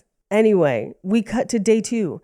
And Shuya wakes up in what looks like a hospital, but will turn out to be the lighthouse where all the other girls are. Yes. And the girl that's taking care of him is like, oh my God, you're here and you're my crush. Yay, wink, wink. She's like, oh my God, we're trapped and here together. This is so terrible or whatever. So convenient. Yeah. We should definitely bone before we die, which is definitely what she wants. I definitely think she would have. I definitely think she was down. Well, they talk about it downstairs that's what she wants. That's why she saved him. But what she also is like, oh, hey, by the way, so one of the girls here saw you murder her boyfriend with an axe. And he's like, it was an accident. She's like, that's what I told her. You would have never done it on purpose. Okay, see ya. It was a misunderstanding, guys. It's fine. We then cut to Murder Bitch, who is taking weapons and taking names. Hang on. Murder bitch! Bitch! Every time you say it, I'm going to want to yell that from now on. I can't be too loud. People are still sleeping. Paige, I got a noise complaint at the Trump Doral Hotel because I had to yell about Little Italy, and I'll be damned if you won't get a noise complaint for doing the same for this. I'm not worried about a noise complaint as much as I'm worried about my friends also sleeping just a door away. Oh shit, are they also in that room with you? Yes. I'm so sorry, Paige's friends. It's okay. Congrats on beating cancer. Sorry you had to overpay for paying in this shitting place. She's in a different room. Well, still congrats though. I mean, even though she went bougie and got her own place, congrats. Well, anyway, we don't need to get into it. Is she staying at the Chevron, Paige? Yeah, basically. Anyway. They are marking their maps. They're hearing who's dead. Murder Bitch just be snatching skulls. Oh, yeah. She's collecting ears. Like if this is a Vietnam allegory, there'd be ears around her neck. It's fucking nuts. I know. But we cut back to the lighthouse and the girls are downstairs like making lunch and they all seem happy and fun. But they're definitely avoiding talking about the fact that they're all going to die tomorrow. Yes. And they all know that. Yeah. This is the moment where I think the movie is like, this is what it's like when people who are born into an oppressed class get a little bit of safety. Yeah. And they just sit in it and stop fighting the class war that they're still a part of. Right. Because they feel safe, even though they're not at all safe. Not at all. And not even safe from within. Because what we find out is the one girl has poison and she's going to try and poison Shuya for killing her boyfriend, basically as revenge. Yes. But before she can do that, one of the other girls sits and eats the lunch and immediately dies, is barfing up blood. And they all instantly turn on each other. Yeah. Instantly. Literally kill each other with like various guns. There's like, I think 3 guns. One's an Uzi and they have 2 pistols. But everyone except for the girl who initially was trying to poison Shuya gets killed. Like they just kill each other. Yeah. And then the girl who tried to kill Shuya is under the table like, this isn't my fault. This isn't my fault. This isn't my fault. And I was just like, I know it's not your fault. Yes. This is not your fault at all. You were put in a shitty situation. Maybe don't try and kill somebody, but like... Yeah. This was definitely not your intended outcome. Yes. Like, not only did you not intend to kill that one friend, you didn't intend for everyone to kill each other. You also didn't intend to be put into a situation where you have to kill people to survive. Yes. I even think that her choice of killing Shuya is, well, we have to kill everybody anyway, and I do have a little bit of a grudge against that guy, so like, I don't care if he goes. Right. You know, I don't think she would have killed him if they were in the real world. Yes. Yeah, I agree. And we also find out that one of them has not slept because she doesn't have her sleeping pills. So that doesn't help either. Yeah. People be on edge. Basically, they're all dead except for her. And she climbs the stairs to get to the top of the lighthouse, but stops at Shuya's door. And he's like, what's going on? And she just says, it's not my fault. I didn't mean it. I forgot how much I liked all of them. Yeah. Which is such a sad thing to say. You're just like, oh no. I do think they say that for a reason, just because sometimes it's not business, it's personal thing in my mind, is what I'm trying to get at. And it's like people who will literally kill their fellow man, or not literally, but like throw them under a bus, metaphorically, to like advance their career or whatever. Right. They'll be like, oh man, I used to have really good friends. And then I stabbed them all in the back to advance my position. Yeah. And man, I forgot how much I liked having friends and being a person that like can maintain friendships, Right. you know? So like I did sort of like that play on it too. Yeah. But so she climbs to the top. He finds all the bodies at the bottom, realizes that she passed him going up. Yeah. So he runs up because even knowing that she is probably at least partially responsible, he still doesn't want her to die. No. Like he still cares about her as a person, but she has already jumped. Yes. Unfortunately. And I do love that he's like, I don't know what any of it means. Like, right. And the flashes of title cards, I don't have a full context for what they are within the movie. In my mind, for some reason, and this might be wrong, and I'll know when I read the book, I guess, I took those to be notes passed to each other in class. Ooh, okay. Yeah, I honestly didn't try to ascribe a origin for them. I was just like, oh, the director wants me to read this now. Like that was my vibe. And like it always does pertain to like the metaphor or whatever is happening. So it's not like they're out of left field. It does sort of feel like it's like a silent film because it goes completely black with just the text on the screen. Yes. But I didn't mind it. It's a choice though. The reason I thought they were notes passed in class is because they would say things like, do you like me, yes or no? Like that kind of a thing. Or like, do you have a crush on anyone? And that seemed very in line for notes in class. And then for this one, for it to be like, I don't know what any of it means, that could also be like, I don't know, like, you know, that's confusing. Yeah. But so in my mind, that's what I had them as. But meanwhile, back at the meeting spot with Noriko and Kanawa, they are gathering plants for food. She's kind of asleep and she has a dream about her and Kitano, the teacher, and they're eating creamsicles and their lips move, but there's no sound. We will get a replay of this at the very, very end with more context because we will finally hear their conversation. Yeah. But this plays very creepy because we don't get that. Right. But she wakes up and she tells the other transfer student, the good transfer student, she's like, this is the dream I had. And he seemed lonely. And Yeah. I always thought of myself as normal, but maybe I'm not normal. None of this seems normal. And maybe there's so much I don't know. And I like that he says, sometimes you're better off not knowing. Like if you did not have to know what it's like to murder people, that's probably for the best. Yeah. But she knows that Shuya's trying to get back to her. Yeah, because that's his person. And that's his person. I mean, and him, I think she's okay with that. You know, she's on board. Yeah, for sure.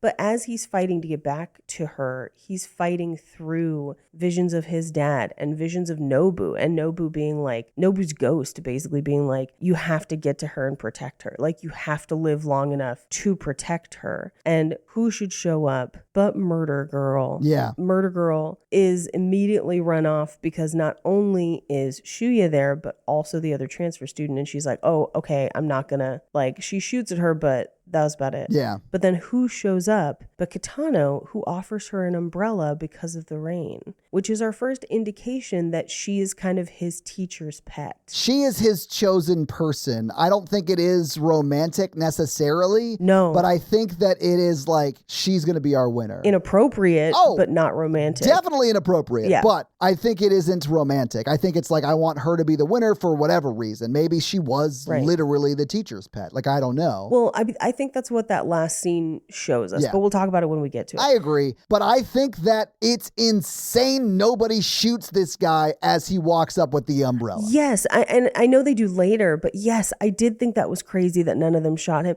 But I think that could also be like, I don't think they even thought to. Like, you're just surviving. I would have thought to. Yeah. I would have shot him immediately. That's fair. If I didn't have a gun, I would have run at him and tried to kill him with my bare hands. Because that is the guy who is controlling the game that we're playing. But Todd, he's not the only one. There's a whole army base full of people that'll just detonate your collars. I know, I'm going to die anyway. I'll kill that guy to take me out. Sure, that's fine. That's a fair trade. Yeah, I think that the way they end up killing him makes a lot of sense. But I did kind of call it, because we do know about the mics and the collars, and so we'll get to it in a second. Yeah, we're close. Anyway, so we get a scene of a girl that's hiding that has a gun, and the guy with the tracker goes to find her, and he's like, hey, I've been looking for you. Like, it's me. But because she's been like trying to fend off people trying to murder her, she just shoots and asks questions later. And you know what? I don't fucking blame her. I understand. And then she immediately drops down to be like, oh my God, I'm so sorry. And he's like, hey, you were the coolest girl. I had a crush on you. It's okay. You need to run because I want you to be safe regardless, because the gunshots are going to attract people to you. So please run. It is so sad. It is like,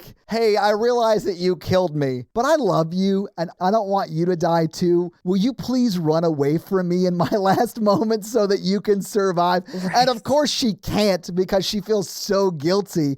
And so Murder Bish comes up and like just murks her. Yeah, with no emotion. Yeah. But this is where we get Murder Bitch's flashback. Yes. Because at this point, she's killed like half the fucking class. Yeah. And this is where we get a brief shot of her saying goodbye as a child to the kid she just killed. Yeah. Like, which is brutal. And then we see her run into her home where her mom is clearly under the influence and has clearly taken money in exchange for a man to assault her daughter. Yes. It's really dark, guys. It's really a dark. very dark scene. But he makes the mistake of doing it above some steps and like not being very solid on his feet. So when this child defends themselves from an assault and pushes that man, he breaks his neck falling down the steps dead. And I wrote, I get that we've seen this lady murder like 12 people, but good for her as a child, you know? Yep. Like, yeah, good for her. Yeah, this is her first kill.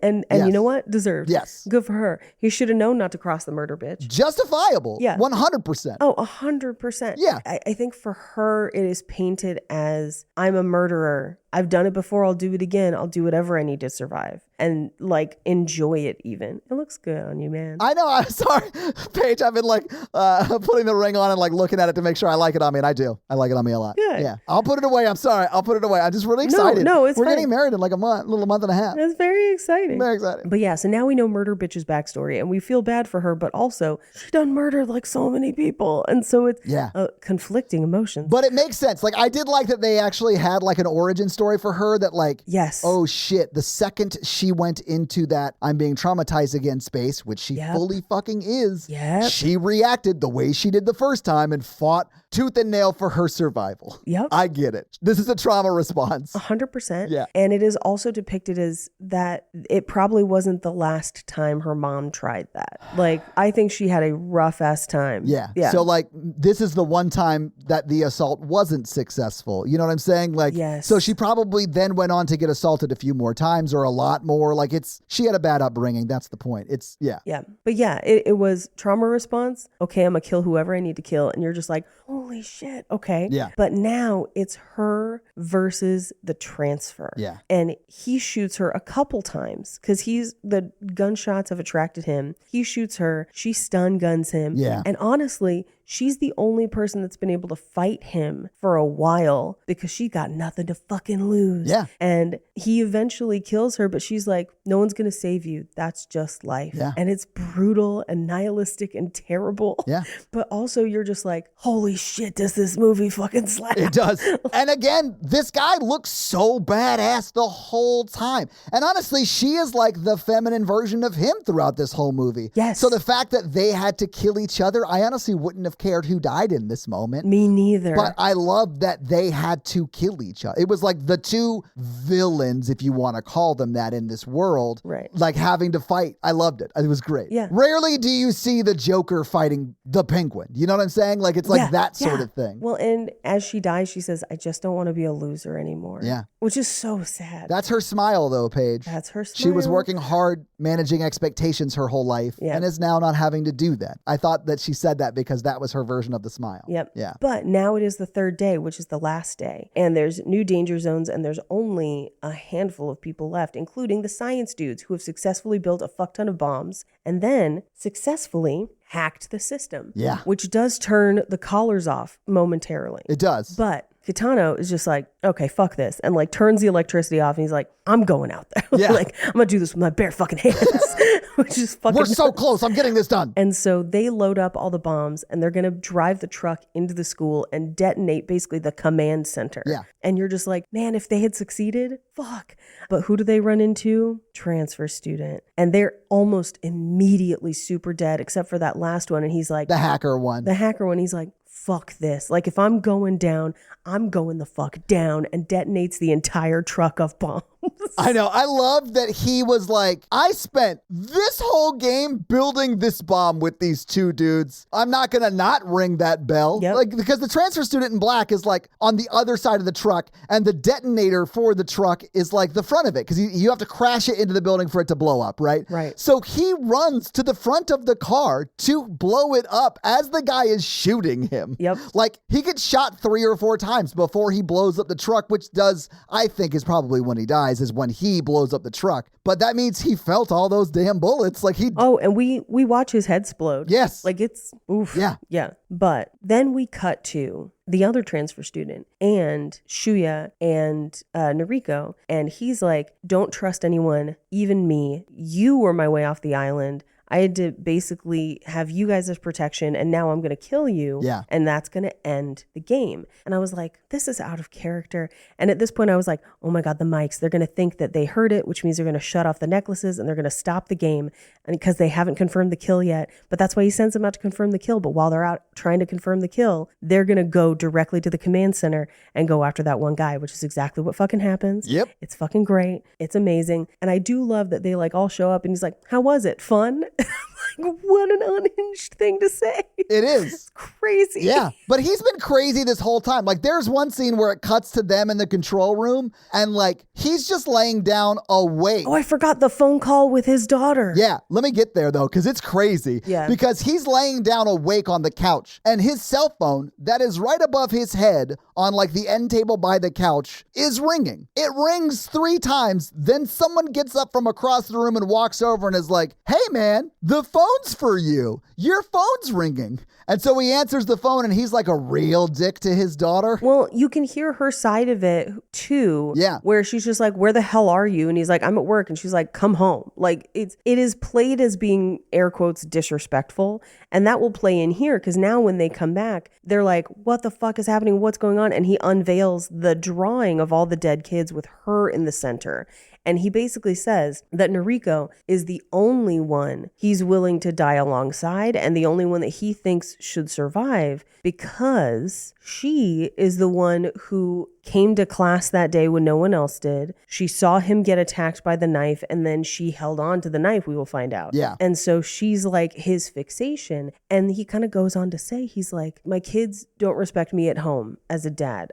There's no respect there. The kids in the classroom don't respect me. I just hate kids. You're the only one that has respected me, essentially. And so he's like, I've got nothing to go home to. I don't give a fuck. He tries the cookies. He was like, that was the last cookie. It was a damn good one, but fuck this. And then as he's dying because they shoot him, and although he does try to like dare her to shoot him and she won't, and Shuya will. Yeah, Shuya does. Yeah, he does it to protect her though. Yes. Because he does make like aggressive movements towards her. So at this point, Shuya has the Uzi. So he blows him away and he shoots him probably 30 times. Oh, yeah. And so it like cuts to him on the floor and them like kneeling down because the gravity of the moment. They're taking off their collars because they've been deactivated, because of their ruse, and they throw them on what they think is the dead body. But I knew he wasn't dead because he was still breathing. Yep. And I was like, oh my God, was he wearing a bulletproof vest? Because we've already seen that sort of element play out, and wouldn't that have been a cool twist? But no, he has been shot 30 times, but he still pops up and goes to the couch and calls his daughter. And in this last moment this father has with his daughter, he doesn't like, hey, I love you. I'm going to miss you. I'm dying. Please live a great life without me. He's just like a huge dick to her and then dies, which I was like, love this for the metaphor, but it is bonkers. Yeah, well, because he's just like, I'm not coming home. So when you hate people, it has consequences, bitch. Yeah. Hangs up the phone and you're like, what a crazy thing to say to a child. This is like he was shot and his ghost was like, hey, before I go to hell, which is definitely where this guy's going, let me go be the worst father ever. And then the devil was like, yeah, I'll let you do that because that's the way the devil operates. This reminded me of a movie that is bonkers but doesn't fit on any of our podcasts, but I would love to talk about at length if any other podcast is ever doing it. And that is the Clive Owen classic, Shoot 'Em Up. And Paul Giamatti basically does this same exact thing in Shoot 'Em Up. Nice. It's played very differently, where his wife is calling him while he's on business, and by business, he's an assassin. Naturally. And so he gets shot and answers one last phone call. He's like, yeah, honey, gonna be a little later than usual. It makes me laugh every time. Anyway, they escape on a boat that either the army had abandoned to go confirm the kill or one that was just already on the island. Doesn't matter. We don't need to know. They escape on a boat. And this is where the transfer student is like, my revenge is complete. You guys have a good time. I'm glad you made it out. And I am going to die not on that island. Yeah. And I'm at peace with it. Yep. Basically. And he says, as he dies, he's like, now I understand the smile. Thanks so much. Yeah. And you're just like, oh my God, what? Yeah, Like, it's because he knows he's dying. Oh, yeah. He knows that his journey has come to an end, and he has lived his life in a way that he is determined is maybe not complete, but he's satisfied if this is his end. And that's sad. Like, I don't think he wanted to die a child or maybe a young adult, but like... But he does say, I'm glad I found a true friend. Exactly. And you're just like, oh, yeah, sad. So he did find what he was looking for. He did. Eat a dick, Bono. Sorry. We do find out that the other two are wanted for murder and aiding abetting and escape from the island. Because they're now free, right? So the government is Right. like, well, only one of you could have lived. Right. Because I assumed that they actually would have honored that. And like, had she Right. killed Shuya, she would have been the winner, maybe signed the NDA and is off on an island living a comfortable life or whatever. I don't know what happens to the winners, but... I assumed that they just always funneled them back in a year or so, however many years later, as the transfer students. Well, I mean, maybe. We don't know. I read the book page and then tell me what you learn. I will read the book and I'll tell you. But this is where they go home, they say goodbye to their parents, they get weapons. So she has a knife, he has a gun, and they keep moving forward. And it just says, run. And then there's 3 requiems. So one is the basketball, and it's basically almost like a in memoriam of everyone who died. Yeah. And shows Murder Bitch kind of on the outside as an outsider, which is kind of sad. Yeah. We have Nobu's dream, basically imploring Shuya to protect her. But then we have her dream with the creamsicles, and it looks the same, but then they have a conversation that contextualizes some of what we've already seen, in part being that like the reason she showed up to class and the reason she was getting bullied and pushed into the toilets, because she was the teacher's only friend, it seemed. Yeah. That he was an incredibly lonely person, and she was the one student who he felt like was not disrespectful. And I do love that this is where he's like, you can't even hit kids anymore.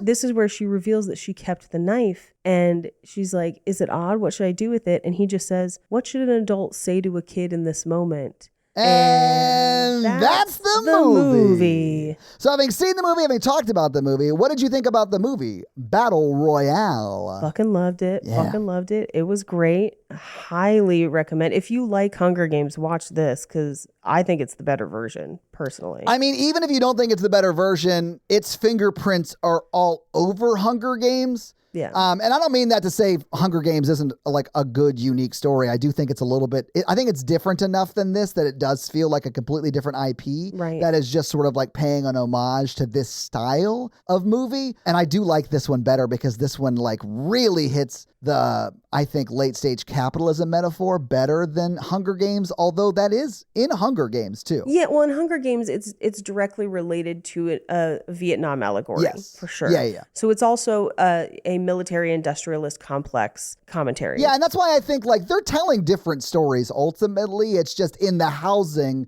of a similar, and maybe Battle Royale is the first version of this sort of game, for lack of a better term. Yes, I just think that there are so many pieces of it that are direct lifts. Oh, I think the announcing the names, other than the canon, like it's the exact same, right? Yeah. So yeah, absolutely. I mean, like I do think you have to lift some stuff to pay homage, you know? Yeah. So like I do think Battle Royale's fingerprints are all over Hunger Games, for sure. Oh, yeah. Yeah. But I love this movie. I thought it was great. I'm so glad that like you made me watch it. I'm so glad You're Jake welcome. watched it forever ago and has probably put the bug in your ear to watch it a bunch. I had wanted to watch this before I even met Jake, Okay. but I bet Jake loves this movie though. Yeah. yes. Oh, yeah. This does feel like a Jake movie to me. Absolutely. Yeah. Anyway, so Paige, do you have any fun facts for us? I absolutely do. Well, here it is with your fun facts. Battle Royale fun facts. facts. Many members of the Japanese parliament tried to get this book banned, Of course. but they were unsuccessful. And when the movie was released, they tried to get the movie banned also. However,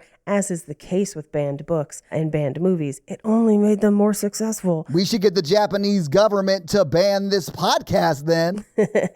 Maybe it is. No, we've got listeners from Japan. We do actually, yeah. Yeah. The magazine containing bomb-making instructions that is used by the scientist kids is called Hara Hara Tokei, which translates to the ticking clock. And it's a real bomb-making magazine that was published by an anti-Japanese government activist group called Higashi Asia Hanichi Buso Sensen, which is East Asia Anti-Japanese Armed Front from the 1970s.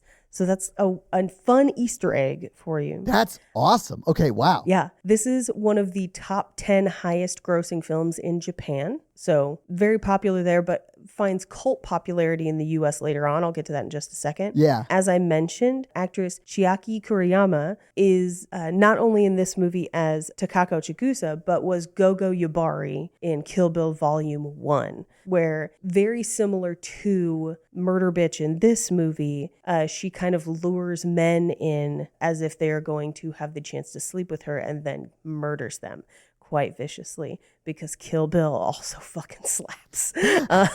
Kill Bill is good. Yeah, like I get why people like it so much. Big fan. Yeah. Big fan. Did a rewatch recently. I was like, this shit holds up.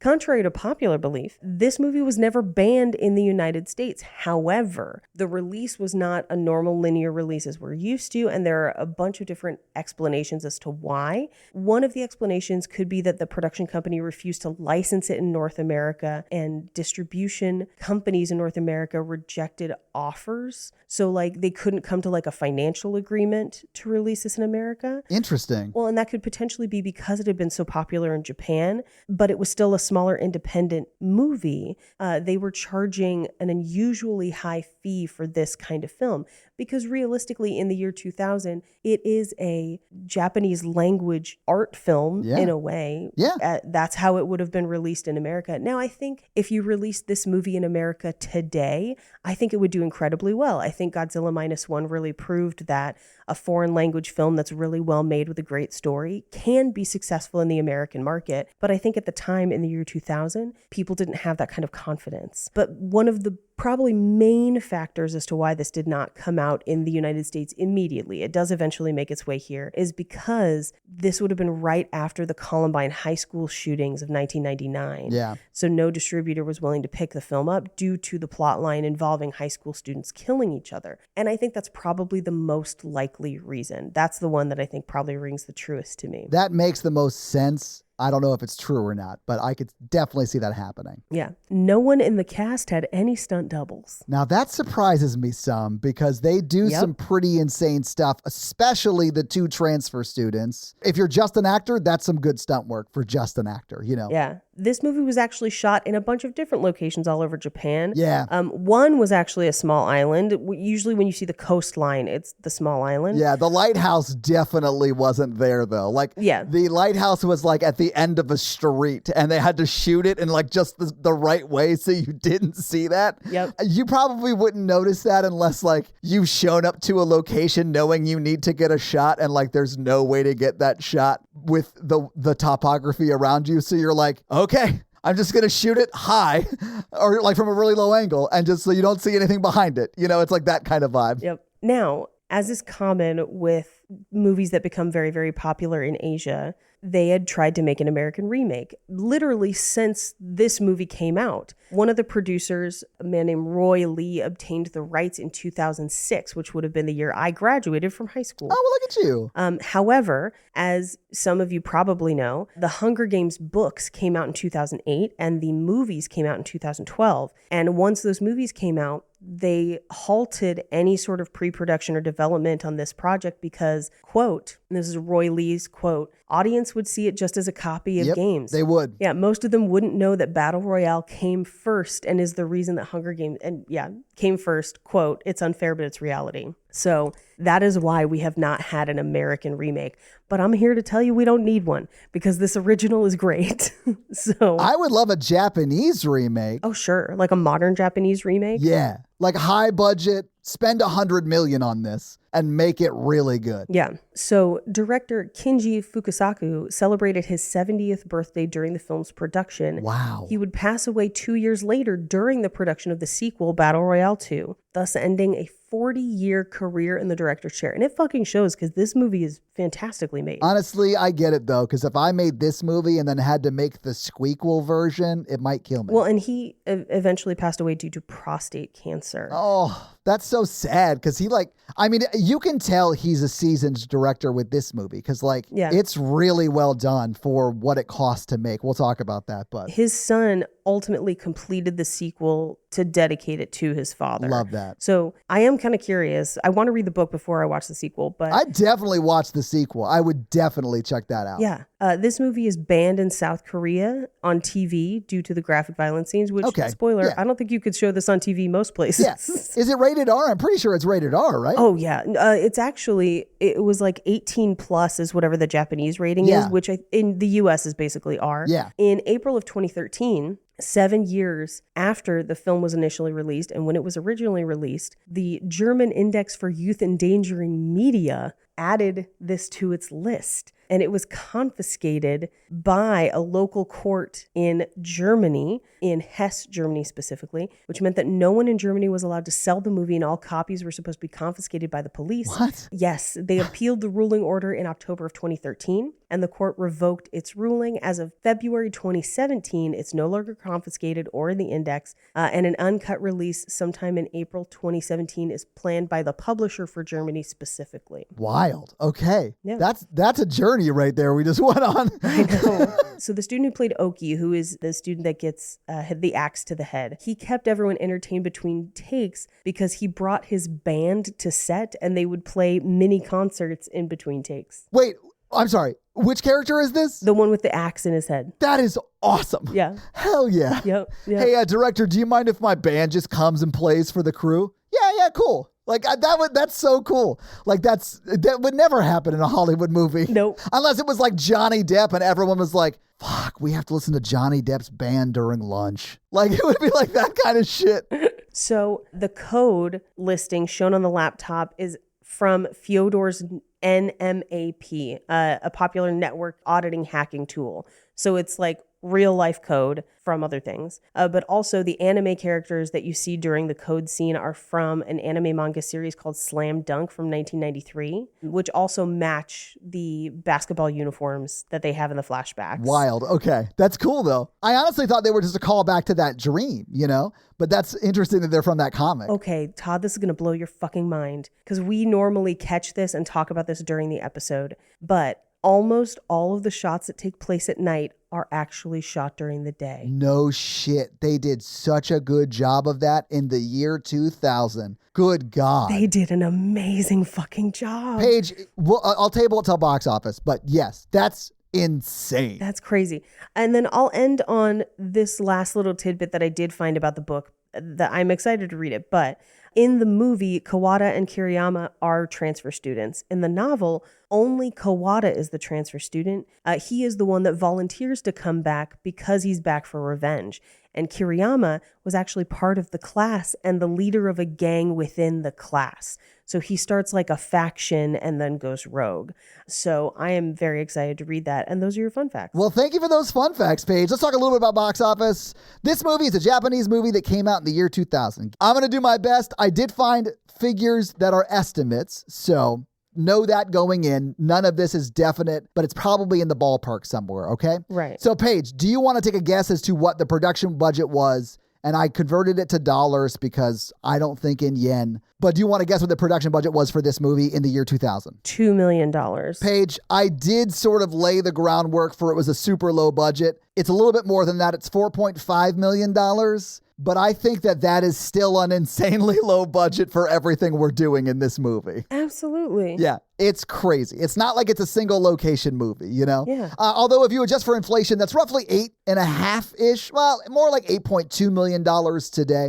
Now, I don't have, again, definite information for the box office. I certainly don't have the, week after week receipts like we normally do. But I do, Paige, have an estimated total amount that this movie brought in theaters. So the box office gross, and it is worldwide. And I'll just tell you, because it's insane, it's $154.5 million. Wow. Yeah. On a $4.5 million budget, made $154.5 million, which is, if you adjust for inflation, roughly $282.2 million. That is an insane amount of money, and good for them, because this movie's great. Yeah, that's amazing. But that is your box office. So, Paige, do you want to hit us with that scary scale? Yeah, our scary scale is a scale of 1 to 10 based on how scary we found the film today. 1 being Ghostbusters, 10 being Texas Chainsaw Massacre. Todd. I'm going to give it a 1. It wasn't scary. In fact, I loved it. I think everyone should watch it. I think we should learn about these types of social dynamics early on in life. All right. Yeah. It's not a scary movie though. Like it's more making a point, and I'm here for that point it's making. Yeah, I think I'm going to give it a 1. I didn't find it very scary. I found it very compelling and a fantastic watch, and I'm very, very excited that we got to watch it, and I'm excited to read the book, frankly. Yeah. But yeah, I would give it a 1. But on the watchability and quality scale, 10. Yes. Hard 10s. Yeah. 10s across the board. Yeah, even though it's low budget, more or less, like it's still really well done and very watchable. It looks amazing. This is the kind of movie where you see it and you're like, damn, I wish this guy had been given $100 million to make this. Yes. Because it would have been so great. And it's still, because it is so great, you know, like it would have just heightened everything and all that stuff. More or less what I'm trying to say with that is I would love to see this movie if the director didn't have to make any compromises on his vision because of budget, is all I'm trying to say. No, absolutely. But this is why I harp on story and intentionality in movies so often, because yes, there are things that you have to compromise of your vision for budget, but even with a small budget, if you have your story solid, if you have intentionality and causality to the things in your movie, if you're paying attention to it, if you are actively paying attention to your style, all of those things can be done on a low budget. Like, low budget's not an excuse to have a bad script, is all I'm saying. Like, exactly. And this movie is a good example of a low budget, solid script. Yes. And also solid execution with the budget they had. Like, they nailed it. Yes. But this is why I complain about that stuff so much, because movies like this exist that prove that it is possible to make those fantastic movies at such a low budget. So that's your scary scale. So, Paige, this week you made us watch Battle Royale, and thank you for that. You're welcome. What are you going to make us watch next week as we continue this month? I can't remember the theme. It's back to school. Back to school is the theme. Oh my God. Okay, sorry. Paige, as we continue back to school month, what are you going to make us watch? So there is a franchise that we have not touched yet on Horror Virgin, and it has sequels, and it is a beloved cult classic in the horror community. We are finally watching Prom Night from 1980, starring Jamie Lee Curtis. I'm very, very, very excited to watch this. It's going to be amazing. A lot of people have suggested this movie to us. This has been a finalist in a few listener requests, so I'm sure a lot of people are happy to hear this. But your homework for next week is to watch the 1980s Prom Night and then check back for that, I'm assuming, wonderful episode where we might have special guest Jamie Lee Curtis on. Reach out, Jamie Lee. That'd be amazing. That'd be so crazy. Let's do this. Do you have any reviews for us, Tom? You know what? I do. And before I do that, though, I'm going to read a Spotify comment. And this was on our most recent episode, which was our Knock at the Cabin episode. And this comment was, I think, one of the funnier ones for the episode because the movie's a bit dark. A lot of the comments were also a little dark because of the movie subject matter. But Aaron said, I saw this movie in theaters, and about 20 minutes in, I leaned over to my friend and said, I'd call them both daddy, too. Yeah. Well, and I do also have a 5-star review on Apple, so thank you guys for that. This one comes in from DBB312, and it says, the subject is, a crazy delight. Something I look forward to every week. I might not always agree with Paige or Todd's take on a movie, but I always appreciate their dedication to the pod, discussions, jokes, and their enthusiasm for the film community. Thanks for the laughs and especially the amount of time each of you dedicate to the podcast. So DBB312, thank you so much for that awesome 5-star review. I did that for the rhyme, and I'm glad I did. And Aaron, thank you for the Spotify comment. And if you want to have me read your Spotify comment or review, leave us one of those things and I'll do just that.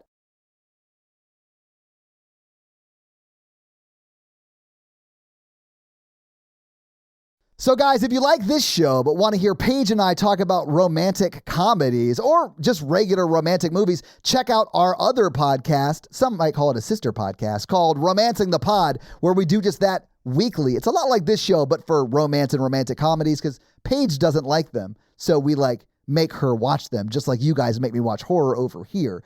But if you want to follow me, I am at Todd J. Awesome on all the social media. Paige is at Rampage Wesley on Instagram? Yes, and TikTok. And just Paige Wesley on Twitter, because you got that before some CEO lady and she wanted it, but you wouldn't give it back, and I respect you for that. Refuse. Also, Paige Suck it, other Paige Wesley. Paige is also on another podcast. It's great. You should check it out. It's called Cult Podcast with Armando Torres, who was a wonderful person. And if you want to support this show, go to Patreon at patreon.com/horrorvirgin, where there are a lot of great levels and a lot of great things. We do the Patreon shout outs at the beginning of every episode. We do listener requests, stuff like that, bonus episodes. So you'll be getting all of that content, plus episodes a day early with no ads, and who doesn't love that? So sign up for the Patreon and get a lot of great stuff. And Paige, if you wouldn't mind. And that's going to be it for us, you guys. I'm Paige. And I'm your horror virgin, Todd. Keep it ooky spooky. Yeah. Have an amazing week, guys. I used to play a battle royale video game professionally, nerds.